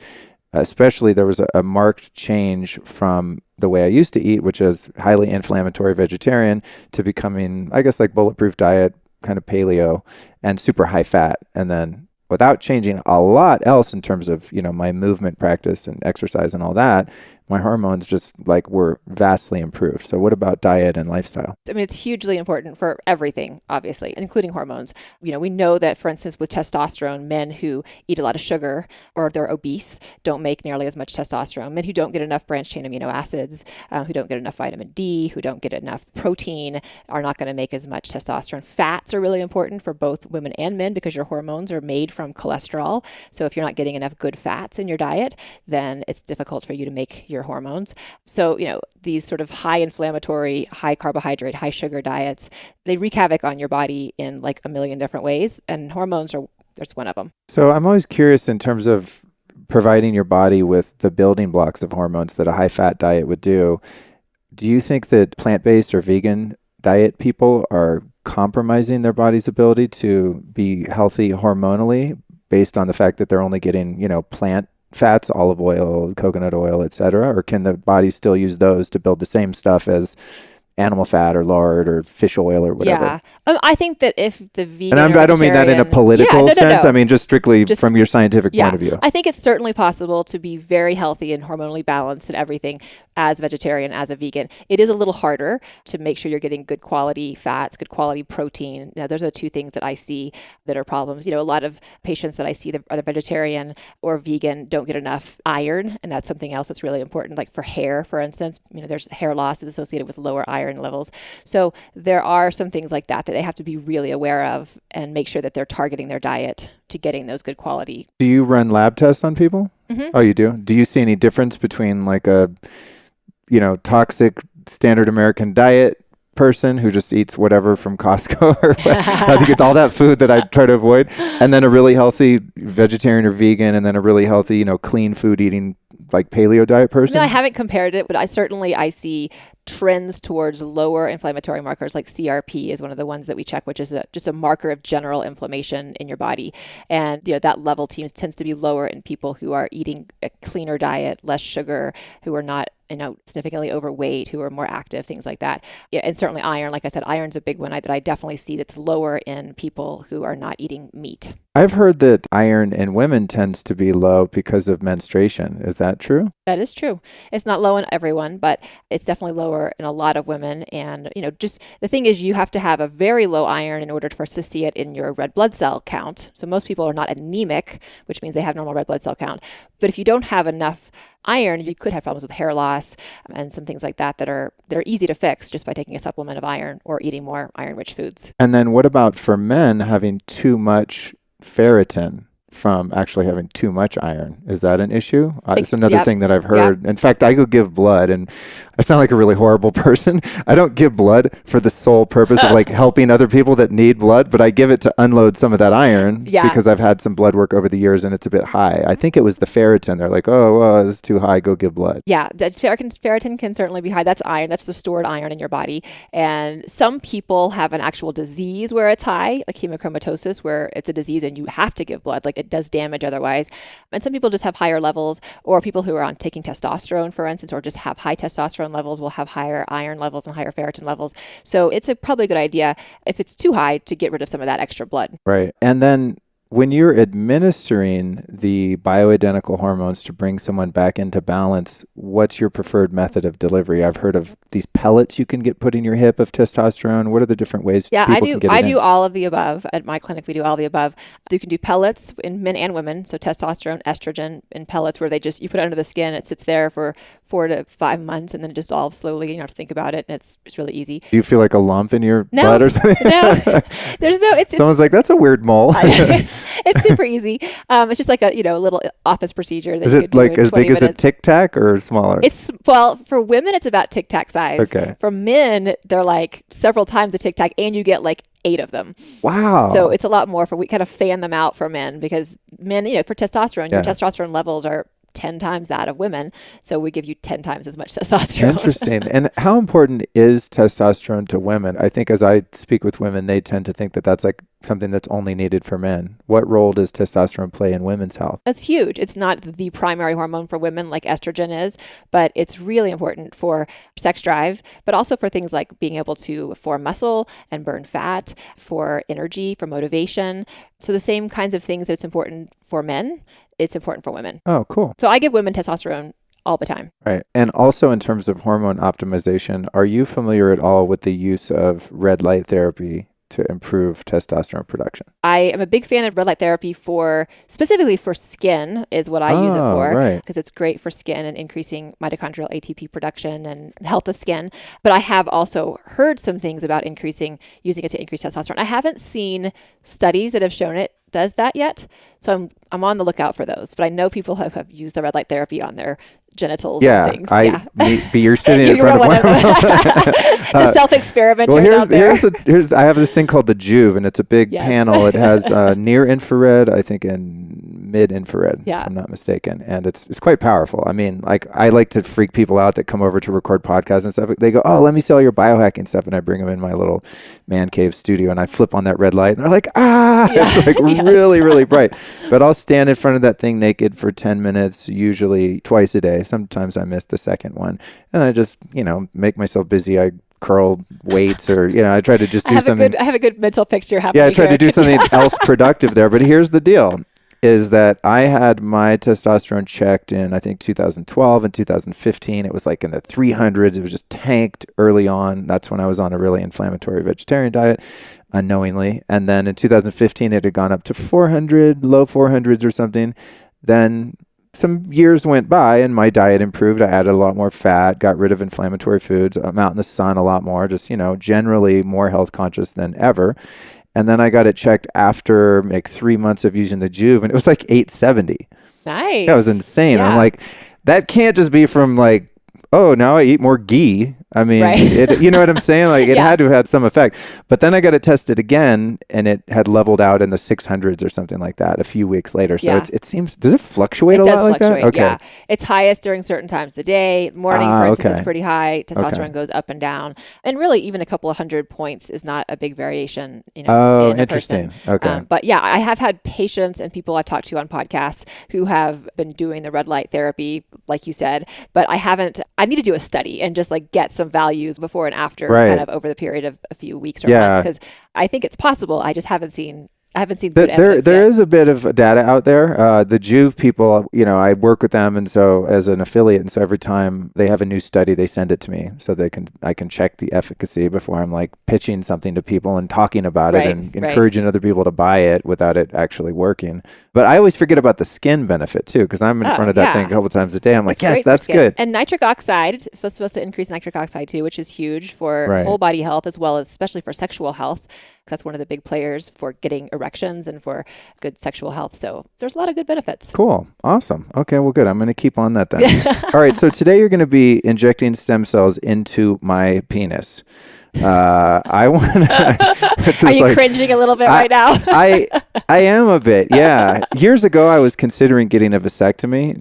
I'm glad I didn't, because now I'm more open to the idea of having kids. I was in my 30s, like, I'm never having kids, bro. I want to do my own thing. And I think as you get older, hopefully you get a little more wise and mature. So I'm glad I didn't. But really the main reason I didn't is just because I couldn't stand the idea of them going around and cutting and snipping down there. Even if I was like under anesthesia, it's just like, God, cut me anywhere but there. Stick a needle anywhere but there. So Where's that needle actually going to go? So the needle, there'll be 5 injections. Oh my God. You'll be asleep. You won't even care. I don't even, it's still terrifying. A very small needle. Okay.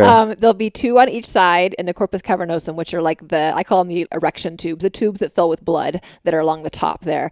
2 on each side of those tubes. And then the last one will be kind of towards the tip, what's called the corona, which is like the ring-shaped kind of part at the base of the glands. Oh my God. Okay. And I'm hoping, and we're going to get this on film too. So I don't know. We'll have to what they call Greek out, like have that little blurry thing when it shows the bits, but, yeah. So that's interesting. And that's the P shot. And then I'm assuming some guys do this without general anesthesia. Did some guys just get numbed and you just go to town? Yeah, most people do not get general anesthesia. So we just do topical numbing cream, or we can do a nerve block where we put a little numbing at the base and it just numbs the whole thing up. Oh, interesting, because that's where the blood's coming from? That's where the nerves come in. Oh, so okay. We can block that nerve and your penis is numb for like 4 hours. Interesting. That must be a strange feeling. Actually, do you know John Gray, the author, Men Are From Mars? I've interviewed him a couple times. Fascinating guy, but he knows a lot about hormones and relationships and, of course, sex. And on one of the interviews, we were talking about erectile dysfunction and premature ejaculation and some of the issues that men have. And he told me about this. You can get numbing spray and spray it on your penis prior to sex and basically like last forever. Yeah. Because it's not, it still feels good, but it's not that sensitive. And I was like, it sounds like bullshit. And then I ordered some on Amazon. You did? Yeah, I mean, of course, I'm a biohacker. I was like, just in case, I mean, I like sex. If you can make sex better, I'm in, But was it better or not? It's pretty amazing. Okay. Yeah. It's not something you would do every time. Yeah. But if you're going like marathon status, you're on a weekend getaway and you want to really go to town and... because for a guy, the second one's never as good. Yeah. You can do your little rest period and come back and get back in the game, come off the bench, but you're never as turned on as you were in the first round. So if you can like prolong that first round, it's pretty fantastic. So having a numb penis isn't necessarily bad. Oh my God, I just remembered something. Back in my former life as a drug user, people used to do that with cocaine. You take a little, a friend of mine told me about it. You take a little cocaine and put it right on the tip and it kind of goes in the little pee hole a little bit and then numbs the tip and effectively does the same thing. But obviously that would be illegal, whereas the numbing spray, it's for tattoos, the numbing spray, you get on Amazon, So interesting stuff. Totally. Wow, very interesting. Total digression there, but I try to provide as much value to the listener as possible. I appreciate that. So I'm going to walk out numb. I don't plan on doing anything with my genitals at any point Actually, today. you will not be numb because you'll be asleep when I do it. Oh, so and we then will have to numb you. And then that's right. You'll That's wake right. up Okay. just totally fine. Is it going to be sore later? No. Really? Yeah. Oh, cool. They won't be sore. Good. Now, what would happen if you would there be any benefit to this? It's just the way my mind works, and I apologize in advance. What would happen if you injected stem cells and or PRP like right into a man's testicle? Would that produce a more abundance of sperm or more, virile sperm or do anything with that area? I have no idea. However, I had a feeling you'd answer that way. There are some studies in women where they have put PRP directly into the ovaries for infertility, and actually have, in some women, they've actually seen an increase in ovulation in those women. These are not things that I do, but I have seen, I have seen reference to that in women. So maybe. Cool. Yeah, I don't know where that came from. It's just the weird stuff my head comes up with. I think that's why people like my show, because it's weird sometimes. Are you married? Yes. And have you ever treated your husband with the P shot?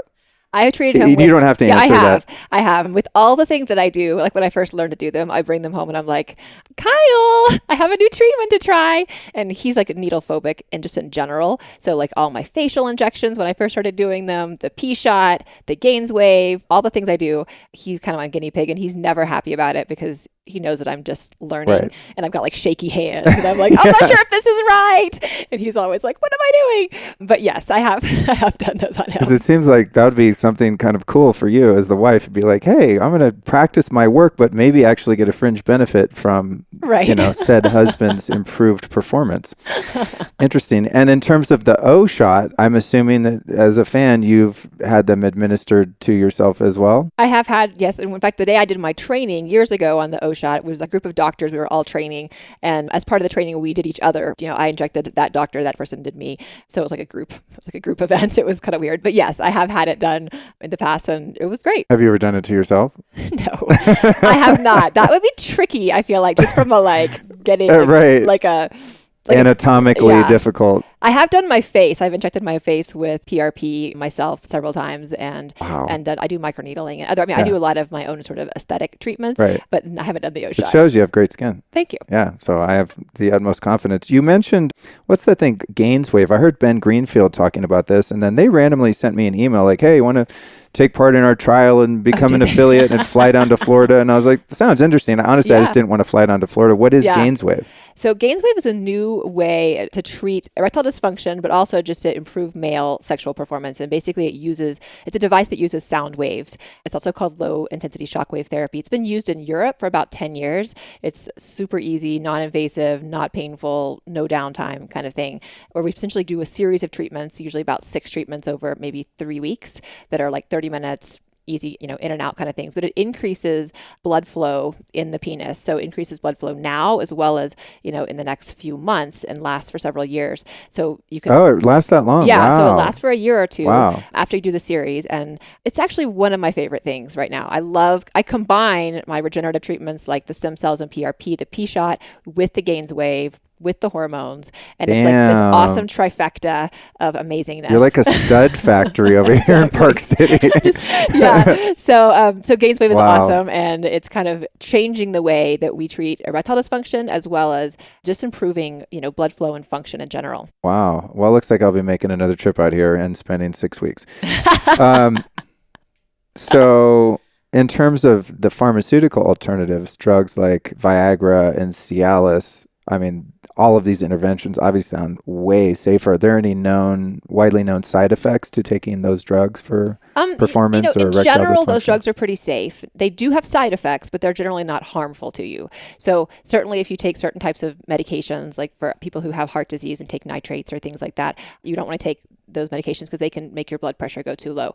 They're not usually harmful, but they do have known side effects. Like a lot of patients will get headaches, or they'll get vision changes, or they'll get diarrhea or flushing or stomach upset, or there's all these things like that are pretty common in patients who take the medicines that they get right afterwards. It lasts for a few hours. Yeah, when Viagra first came out years ago, of course, every guy was like, I want to try that, And I did not like it at all. It gave me a headache, made my ears all red, and made my ears ring. It was like not happening at all. Yeah. Not a fan. Yeah.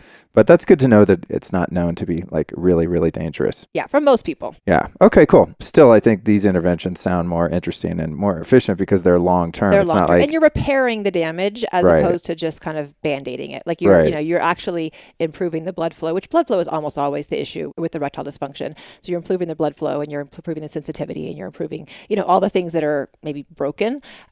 You're helping to repair them so that you have improved performance for a long period of time instead of just for 4 hours or whatever. Right. Yeah, and plus, if it makes your face all red if you take Viagra, then your partner's going to know it's not the real you. That's true. Just like you They're had going to be on to you. Why are you all red after you came out of the bathroom?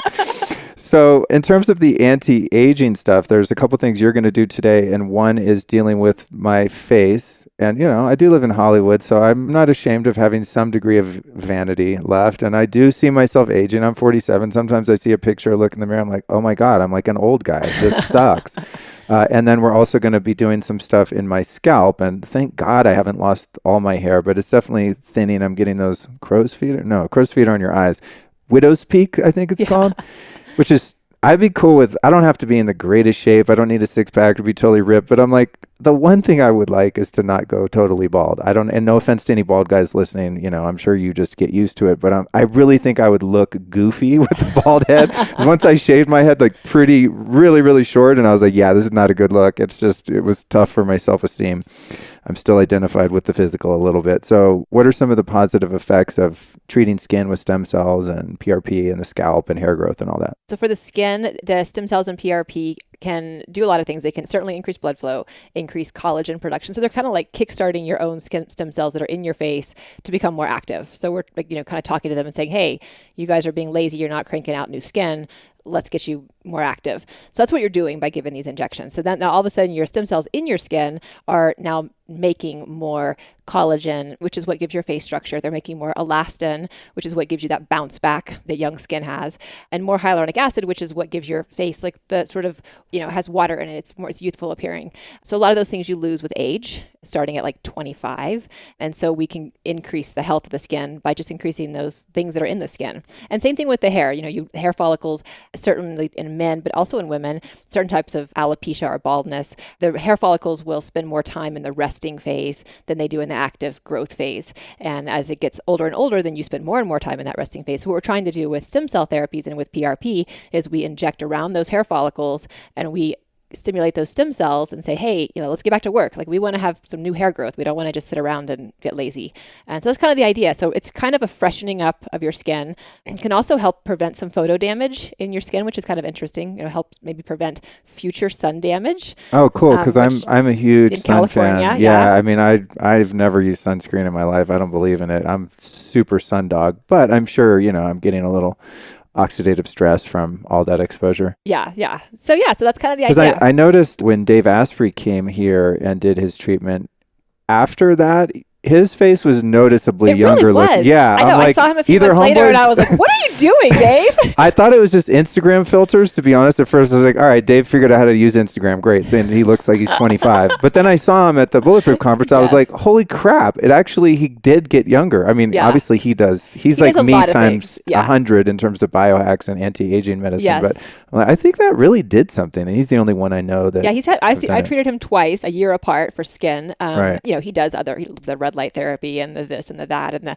So I think it's probably just all coming together. But yeah, his skin is amazing. Yeah. now. And other people I know have commented like, God, that guy looks younger all the time. Like, I know, this stuff works. So what's the actual application? You mentioned microneedling on the face and scalp thing. Mm-hmm. Like, how do you actually get them in? So the first thing I'll do for the face, I actually inject with a needle, like a small 27 gauge needle, and basically hit all the areas of the sort of whole face, just under the skin. And then after that, I do microneedling. Microneedling is a little device that has like 10 little bitty needles that just go in about 2 millimeters. So they create these little micro channels. The microneedling helps induce collagen production on its own. And then when I add topical PRP and stem cells and exosomes and all these things, it kind of there's like these little channels that can, it's a way for those products to get deeper into the skin when they would have a hard time otherwise. So I essentially am able to treat the skin from kind of underneath the skin as well as from the top of the skin. Oh, cool. Because the skin has many layers, right? Right. Cool. Yeah. And then what about the scalp? Is there micro there or just needle injections? So on the scalp, I just do the needle injections. Usually, I may do some microneedling as well, but basically just going into where those hair follicles are, which is not very deep, and injecting the PRP and stem cells into that area is all we need to do. Am I going to be all red like I had a laser peel tomorrow?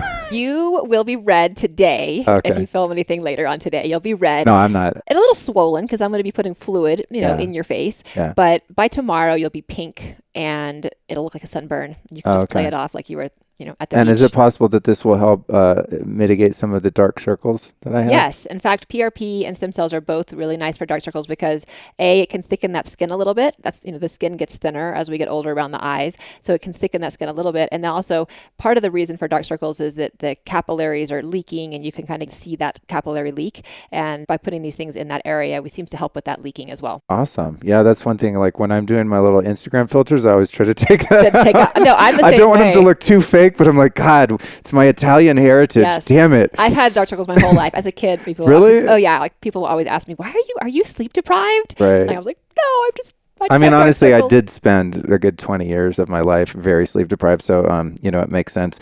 Okay, so last question is, second to the last, what's the weirdest thing that's ever happened during a sex organ procedure? I don't have a lot of weird things that happen during the procedure. I have had some funny stories that have happened after the procedure. Like I always give my male patients a penis pump to take home with them after their Do I get one procedure. of those? You do. Amazing. You do. I know. That's great. So I'm going to Instagram live that. Just kidding. And the pump that I used to use had it was like a hand pump, and it had this like gun-shaped part of the hand pump part was like a gun-shaped part thing. And so one of my patients took the pump and put it in his carry-on bag. And as he was going through security at the airport, the TSA pulls him aside and they were like, takes out the pump and unwraps the pump and is like holding it up. And, over my God. That's totally happening to me because I carry all this biohacking tech, lasers and freaking hydrogen machine and biomat and all this stuff. So they always rifle through my stuff. So I'll look forward to that. Yeah. So that was, luckily this guy was kind of a badass and he was like, I don't care, bring out my pump. But And what's the purpose of the pump? so the pumping is really nice as a standalone, but especially after procedures, it increases blood flow and oxygenation and can really help with erection firmness and staying power and even increase size in some people. So I recommend it. After I know. Sign me up. Give me why two. Why are we doing this already? And why am I just finding out about this today? Exactly. Okay, well, that's a great story. I love that. And then very last question would be, who are 3 teachers or teachings that you could recommend? It could be a book, it could be a doctor you study under, it could be a philosophy, anything, just things that have motivated you that our audience might benefit from going and looking up. Oh, that's a hard one. I should have prepared for this since you just That's asked the Dr. whole idea. Adelson this. So one of my sort of mentors that I learned a lot of this PRP stuff was a doctor named Elizabeth Roy, who I'm still a big fan of. And she's taught me a lot of these procedures back years ago when they were first coming out. And I still kind of try to stay in touch with her and a big fan of her. And she actually practices in Florida. So if you're ever out there, she's great.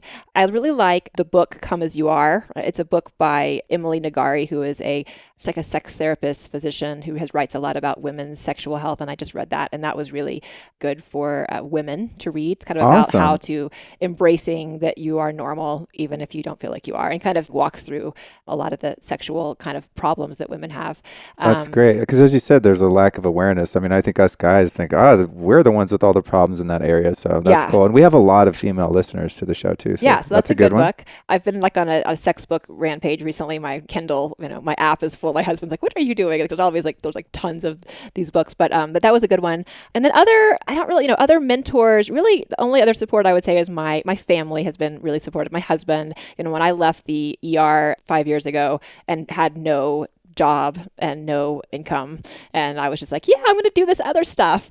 And he was like, okay, right on. Like, just do it like that. Do whatever makes you happy. And that has been, a huge thing for me to be able to go out and experiment and learn new things and then bring them back and try them and see if they work or not, which is what little did he know you're going to be showing up with a needle and trying to stick him. Right. And then talking about it on the podcast. Yeah, exactly. That's awesome. All right. Well, thank you so much for your time. And I'll look forward to you poking and prodding me while I'm asleep in the next few minutes. Awesome. I'll look forward to it too. Oh, one last thing I almost forgot. I mean, we're here in Docere Clinic, so that's one URL. Do you have any other social media or websites you want to send people to? Yeah, so Docere Clinics is kind of the website that has just the musculoskeletal stuff. My version of it is a Docere Medical, so DOCERE medical.com.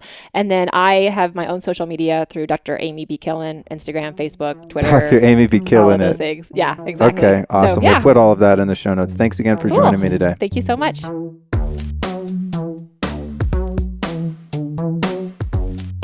Okay, party people, we did it. Completed the surgery. I wanted to do a quick post from the center as I was coming out of anesthesia, but it took me quite a while to kind of become with it, and I couldn't dig my microphone out of my bag and stuff. So here I am, literally across the street, 200 yards from the Docere Clinic, back in my hotel room, and I've got to say, strangely enough, I feel pretty together. The one other time I was put under anesthesia, I think I was brain dead for like 3 days. And the minute, this started to wear off, they put me under some oxygen and stuff. And I started to get my cognition back. However, definitely feeling a little bit of pain and discomfort. My face is covered in blood from the microneedling that Amy did, the PRP and stem cells. My hair is all crusty with blood and gooey PRP juice or whatever the hell it is. So I definitely am not someone you'd want to see out in public. And then my back's a little bit sore. It's invasive when you get your hip bone drilled into and a bunch of things like that. But by and large, I actually feel okay. I mean, I just wouldn't want to do any heavy lifting or go do CrossFit or some shit right about now, needless to say, but under the directives of my kind doctors, who, by the way, were just so awesome and professional. The team here, from the anesthesiologist to everyone, was just incredibly professional and caring. They walked me back over to my room. Just a really great experience. But of course they said, dude, don't move around, like just chill. So here I am in the room. I've been doing some Instagram posts and some Facebook Lives and kind of keeping, watchers engaged in the whole process, because I am fascinated by it and I just can't imagine how someone else wouldn't be. So here we are. I made it through. I didn't die under the knife or anything. What I'm doing for some recovery here is took some kratom or kratom, which is a South Asian herb that works really well as a painkiller. So I took just a little bit of that. I'm not interested in the psychoactive component to kratom, but it is really good for pain and relaxation and things like that, and it's very natural. So I did that, and I haven't run my cold laser yet because I got to talk to Dr. Harry and see when I can do that. I think it's too soon, but I'm going to use my Power Medic laser to speed up the recovery of some of the incisions and things like that when it's appropriate. So I have that here. However, I have to say I'm kind of bummed that I just ran out of the house the other day without packing my biomat. I think this is the first trip I've taken without my biomat like in 10 years or something like that. And I was just kind of in a hurry, and I thought, oh, I'm only there for a couple days, I can live without it. And then I forgot about the healing powers of that nice infrared light when you're sore, as I am and will continue to be. So they're running out and getting me some muscle relaxers, which will help a little bit. But honestly, I feel fine. I just have to be careful about the way that I move. So that's kind of the recovery protocol so far. I'm also, there's a couple other things actually. I'm also going to do some pretty heavy rounds of molecular hydrogen, as I've been talking about, for my vital reaction inhaler, which thankfully I did bring that, because that's very supportive of stem cell treatments and a number of other things due to its ability to reduce oxidative stress and all kinds of amazing things that it does. So I did that, and then I'm doing some pretty heavy doses of Quicksilver Scientific's sublingual liposomal glutathione, which is just good for a lot of things, but it's a really potent antioxidant. It's also going to flush any possible residuals of the anesthesia out of my body, although I asked Dr. Harry about that, and he's like, dude, you're not under the super toxic anesthesia that you can die from and that takes days to wear off. I mean, I really feel pretty with it so far.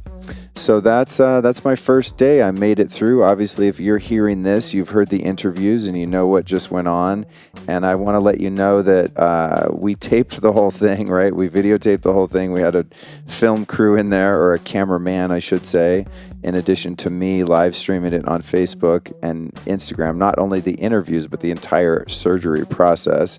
But we had a cameraman in there, so we'll be editing these interviews and the whole surgery into an epic YouTube video where you will really get to see stem cell treatment at its very best, the most advanced stuff going on in this country, at least, from start to finish. So I encourage you to get over to YouTube and watch that.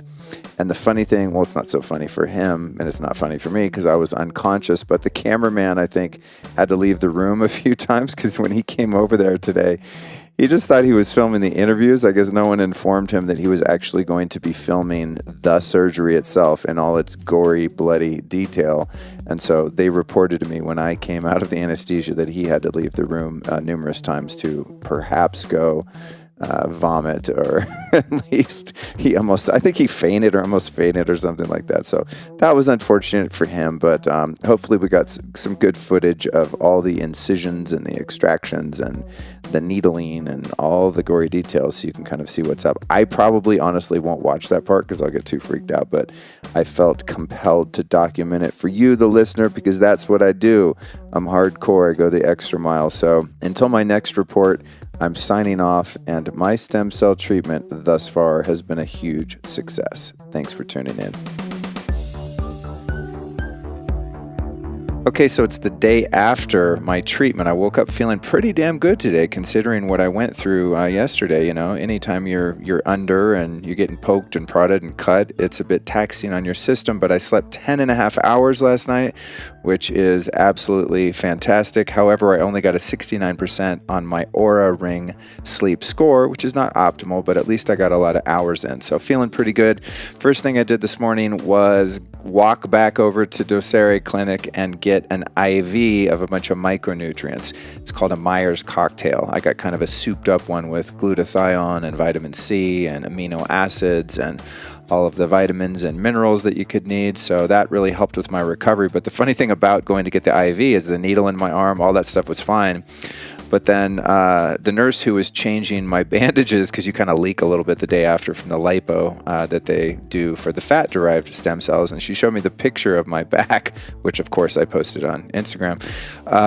And then I got all sweaty and faint and like had to sit down. It's crazy. I made it through this whole procedure and did fine with the whole thing until I saw a picture of what had happened, which wasn't even a very gory picture. So that was interesting, but I took some deep breaths and calmed down. So what I've been doing today, in addition to that for recovery, is I'm doing 20-minute sessions on my vital reaction hydrogen inhaler, as I've been describing throughout this whole process. So I do 20 minutes, then I take an hour off, I do 20 minutes. So I've just been kind of laying low in the hotel and catching up on some emails and whatnot, doing my hydrogen and also the tablets, and then also using my Power Medic cold laser on my face to assist in healing the scrapes and scratches and holes in my face. Essentially, it kind of looks like I got in a fight. In fact, that's what I'm going to tell people that say, dude, what the hell happened to your face? I'm just going to say, yo, someone was talking crap.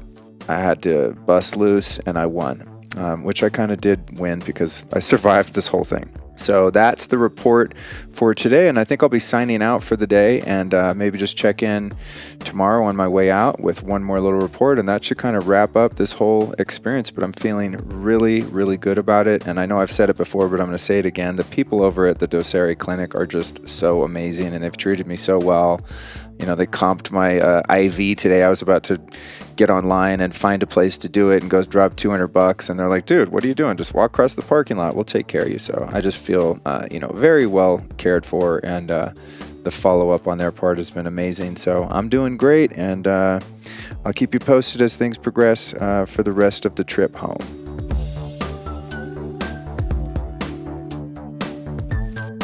I made it. I'm back in Los Angeles. It's my first day back from Utah. I'm a bit sore. I look a little beat down. I'm getting some strange looks from people, but mentally and emotionally, I'm just so grateful to get to do what I do for a living. It's like my career and my passion are finally in alignment, and that feels really, really good. So now I'm in full recovery mode. I got to get back to work as soon as possible. I landed and just, life carries on here in the city of Los Angeles, and it is a fast-paced situation. I've got an interview with David Wolf tomorrow. I've got to get my next week's trifecta show prepped featuring Daniel Vitalis. It's all about water. Those will, I think, have already come out by the time you hear this. But anyway, that's what I'm up to. And then I got to get all my presentations together for my upcoming speaking events and whatnot. So I cannot afford to be laying around and resting all that much, although I am taking it easy physically. But I wanted to give you guys a rundown of the entire recovery protocol that I'm going through, because it's pretty insane. And I think there might be some value, if not just entertainment there, in what actually happens when I come back from an excursion like this. So I left Park City, made it to the Salt Lake City airport. It was 37 degrees out, but it was really sunny. So maybe for the first time in my life, I actually made it to the airport early and was super chill and not stressed out, got rid of my bags, checked in, all that stuff. Then I went outside, took my shirt off, walked around in the snow to get grounded, because the snow's more conductive than just putting my bare feet on the concrete. And then I sat on a bench in the sun in that beautiful 37 degrees, crystal clear air, no chemtrails, no funny business, just nice, clean mountain air, and did, 10, 15 minutes of Wim Hof breath work while I was listening to my Kundalini mantras. And I felt so damn good. Now, I'm in Salt Lake City, Utah. You got to understand. And I don't think there's a lot of cats like me out there. So I tried to go to the back of the building at the airport, and get on a bench where there were no people, because I didn't want to alarm people, and I didn't want to get arrested for being a suspected Unabomber or something. So, people were walking by looking at me a little strange. But, over the years, I just learned to deal with that, whatever. So I'm walking around the airport, doing this stuff. I've got 2 black eyes. My face is all jacked up. People are looking at me funny. And what was interesting is every time I went up to a counter or went through security, it's like I forget I have 2 black eyes, right? So I walk up, hand my ID, and everyone's looking at me really weird. I'm like, God, I'm not dressed like my normal LA guy self. I think I look pretty chill. I'm in my travel clothes, which is sweats and a hoodie. I'm not attention grabbing. And I remember, I've got black eyes. So that was kind of entertaining. But on a more spiritual way of looking at that, it was actually really cool, because there would have been a time in my life where I would have been immensely insecure and self-conscious and tried to hide my face and got all self-obsessed and shit. And I didn't have that happen. I didn't really care. It's just like, whatever, I got black eyes, get over it. So that was good to feel that liberation. So flight was cool, whatever. I'm doing my oxygen canisters on the plane and taking my vital reaction hydrogen tablets, doing my usual thing. And again, freaking people out. But I'm sitting there going, how are these people just not doing the stuff that I'm doing? I always feel like I'm in some parallel universe. Anyway, I landed at the Long Beach airport, which is now my favorite new airport. And I shouldn't even say that because I don't want to blow it up. It's like such a dope discovery. The vibes there are super chill. It's just really tiny airport and everything kind of outdoors. There's these beautiful grounds and benches. You can go eat lunch outside. And I love the fact that right when you get off the plane, there's immediate sun, ocean air, and grass to go stand on. So again, I totally freaked out the natives, took off half my clothes, took my shoes off, and started doing grounded sun salutations and breath work at the outdoor baggage claim area. But what's trippy is when I'm doing stuff like that, I mean, it sounds like, I'm trying to get attention. I actually don't want attention. I just want to be invisible and be left alone. It makes me a little uncomfortable when everyone stares at me, to be honest. I'm just kind of doing my own thing. But honestly, what I think in situations like that is I'm like, I feel like I'm the normal person, and these 400 people at the baggage claim are actually total freaks because they've just been up at 35,000 feet getting all of this oxidative stress, all of this solar radiation, all this oxygen depletion, all of this germy toxic air, just eating the crap on the plane, the whole thing. Like, I'm looking at all them, not in a judgmental way, but just like, I'm actually the normal guy here. You guys that are sort of staring at me like I'm an alien are the freaks. Again, inverse universe, 0 F's given. I got to feel good. I got to recover. So then I get home. Let me see what I do. I did my Juve red light therapy, especially on my face, so that I can start to recover my skin. It helps you to produce collagen, and it works great in conjunction with the stem cells and PRP that I got shot up into my mug. Then I took an infrared sauna and my clear light sauna, which felt really good because I haven't been in there in a while. And of course, I was just in a really cold climate. And then I continued to treat my facial bruises with my Power Medic cold laser. I got a protocol for that, which is going to help.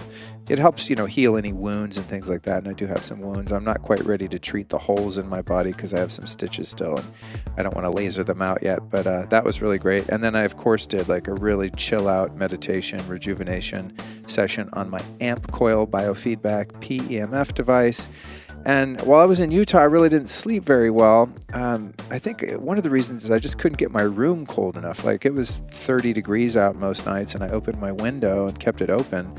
But then I set the AC on 65 degrees, and I think the AC was like pumping out heat or something, because every night I would wake up super hot. I'm like, how am I not cold? The room was freezing. But I think the hotel had like a really badass, down comforter or something. I'm not used to sleeping in something that hot. So anyway, unfortunately, while I was out there, I didn't get great sleep. So when I got back, I made sure to get a solid 9 hours on my first night back of really quality sleep. So to ensure that I did that, I used my Earth Pulse PMF magnets under my mattress and ran a sleep program, and that works great. It's not something I do every night because there's some EMF issues with having the wires under the bed and a bunch of techie stuff, but it's really great for recovery and just like when you need to knock yourself out. So I got I think a 92% on my Aura ring, and I crushed my sleep last night, which was really useful. And it reminded me I need to travel with the Earth Pulse. The Earth Pulse is sort of like an amp coil travel size, but it's much less powerful and doesn't have not near the advanced technology that the amp coil does, but in a sense you can program different frequencies into it, and then you put that under your mattress. And I always travel with that, but I kind of traveled light this time because it was a short trip and whatever. I didn't want to bring all that stuff. So today, got up feeling good. My sleep was on point, and I jumped right back into the swing of things. I had an appointment at 12 o'clock out in West LA to go get my QEEG brain scan at the neurofeedback center that I go to called Peak Brain Institute, something I've been doing for the past year. So I got a scan last year when I interviewed Dr. Andrew Hill, the owner. And the idea today was to see how much progress I've made in the past year doing tons of neurofeedback out at the Institute. And today's results were insane. It was so cool to see the before and after. My overall brain health and performance has improved dramatically since my last scan. I also did like a mental performance test, and I aced that shit, which was fantastic. So it was really cool to see that went down. If you want to learn more about neurofeedback and Andrew Hill and what they do out there, you can jump back to episode 30 of the Lifestylist podcast here and learn all about it. It's fascinating stuff.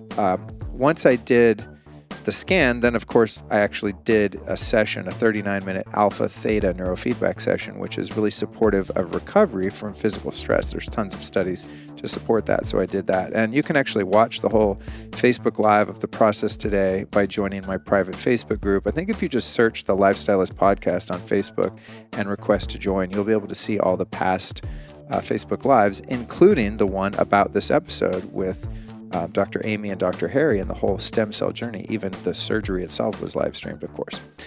So on my way home from neurofeedback, I stopped at FedEx. I was so excited. I was like a kid on Christmas morning to pick up my latest piece of biohacking tech called the NanoV from Eng3 out of Seattle. That's ENG3. Great company. This device is super cutting edge, and it's extremely effective for physical recovery on a cellular level. It's really hard to explain. I'm just learning to understand it, but it's a really powerful device, and it's exactly what I needed. So I was so excited to unpack the NanoV and try it out that I actually ended up posting a 37-minute Facebook and Instagram live feed of the entire unboxing, the maiden voyage. And the NanoV is also very complementary to stem cell treatment. So I feel just incredibly fortunate, again, to do what I do and have access to the things that I have access to in this new career path. And it was just perfect that the NanoV was there waiting for me today to help me recover from the stem cell treatment and the whole trip to Utah. So that is the report so far. I'm feeling good. I'm a little bit sore, as I said, but that's to be expected. And this is, something that's going to improve my recovery over the course of the next few months. So I just have to take it easy, not do anything too crazy, vigorous. I don't want to undo all of the progress that I've made. But that sums up the journey here. So this will be the last report. I'll probably do, a closing to this particular episode once I get all of these files together and kind of figure out how I'm going to piece this together. But this is my last field report for this particular episode, and it has been a great success.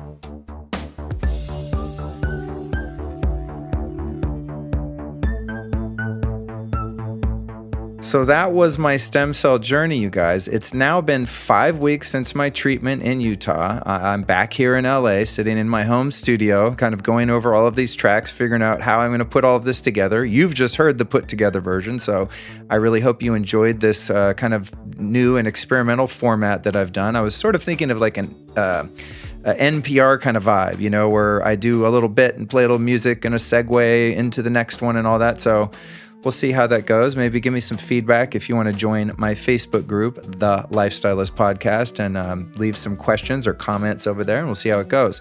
But as I said, it's been 5 weeks, and here's what I have to report.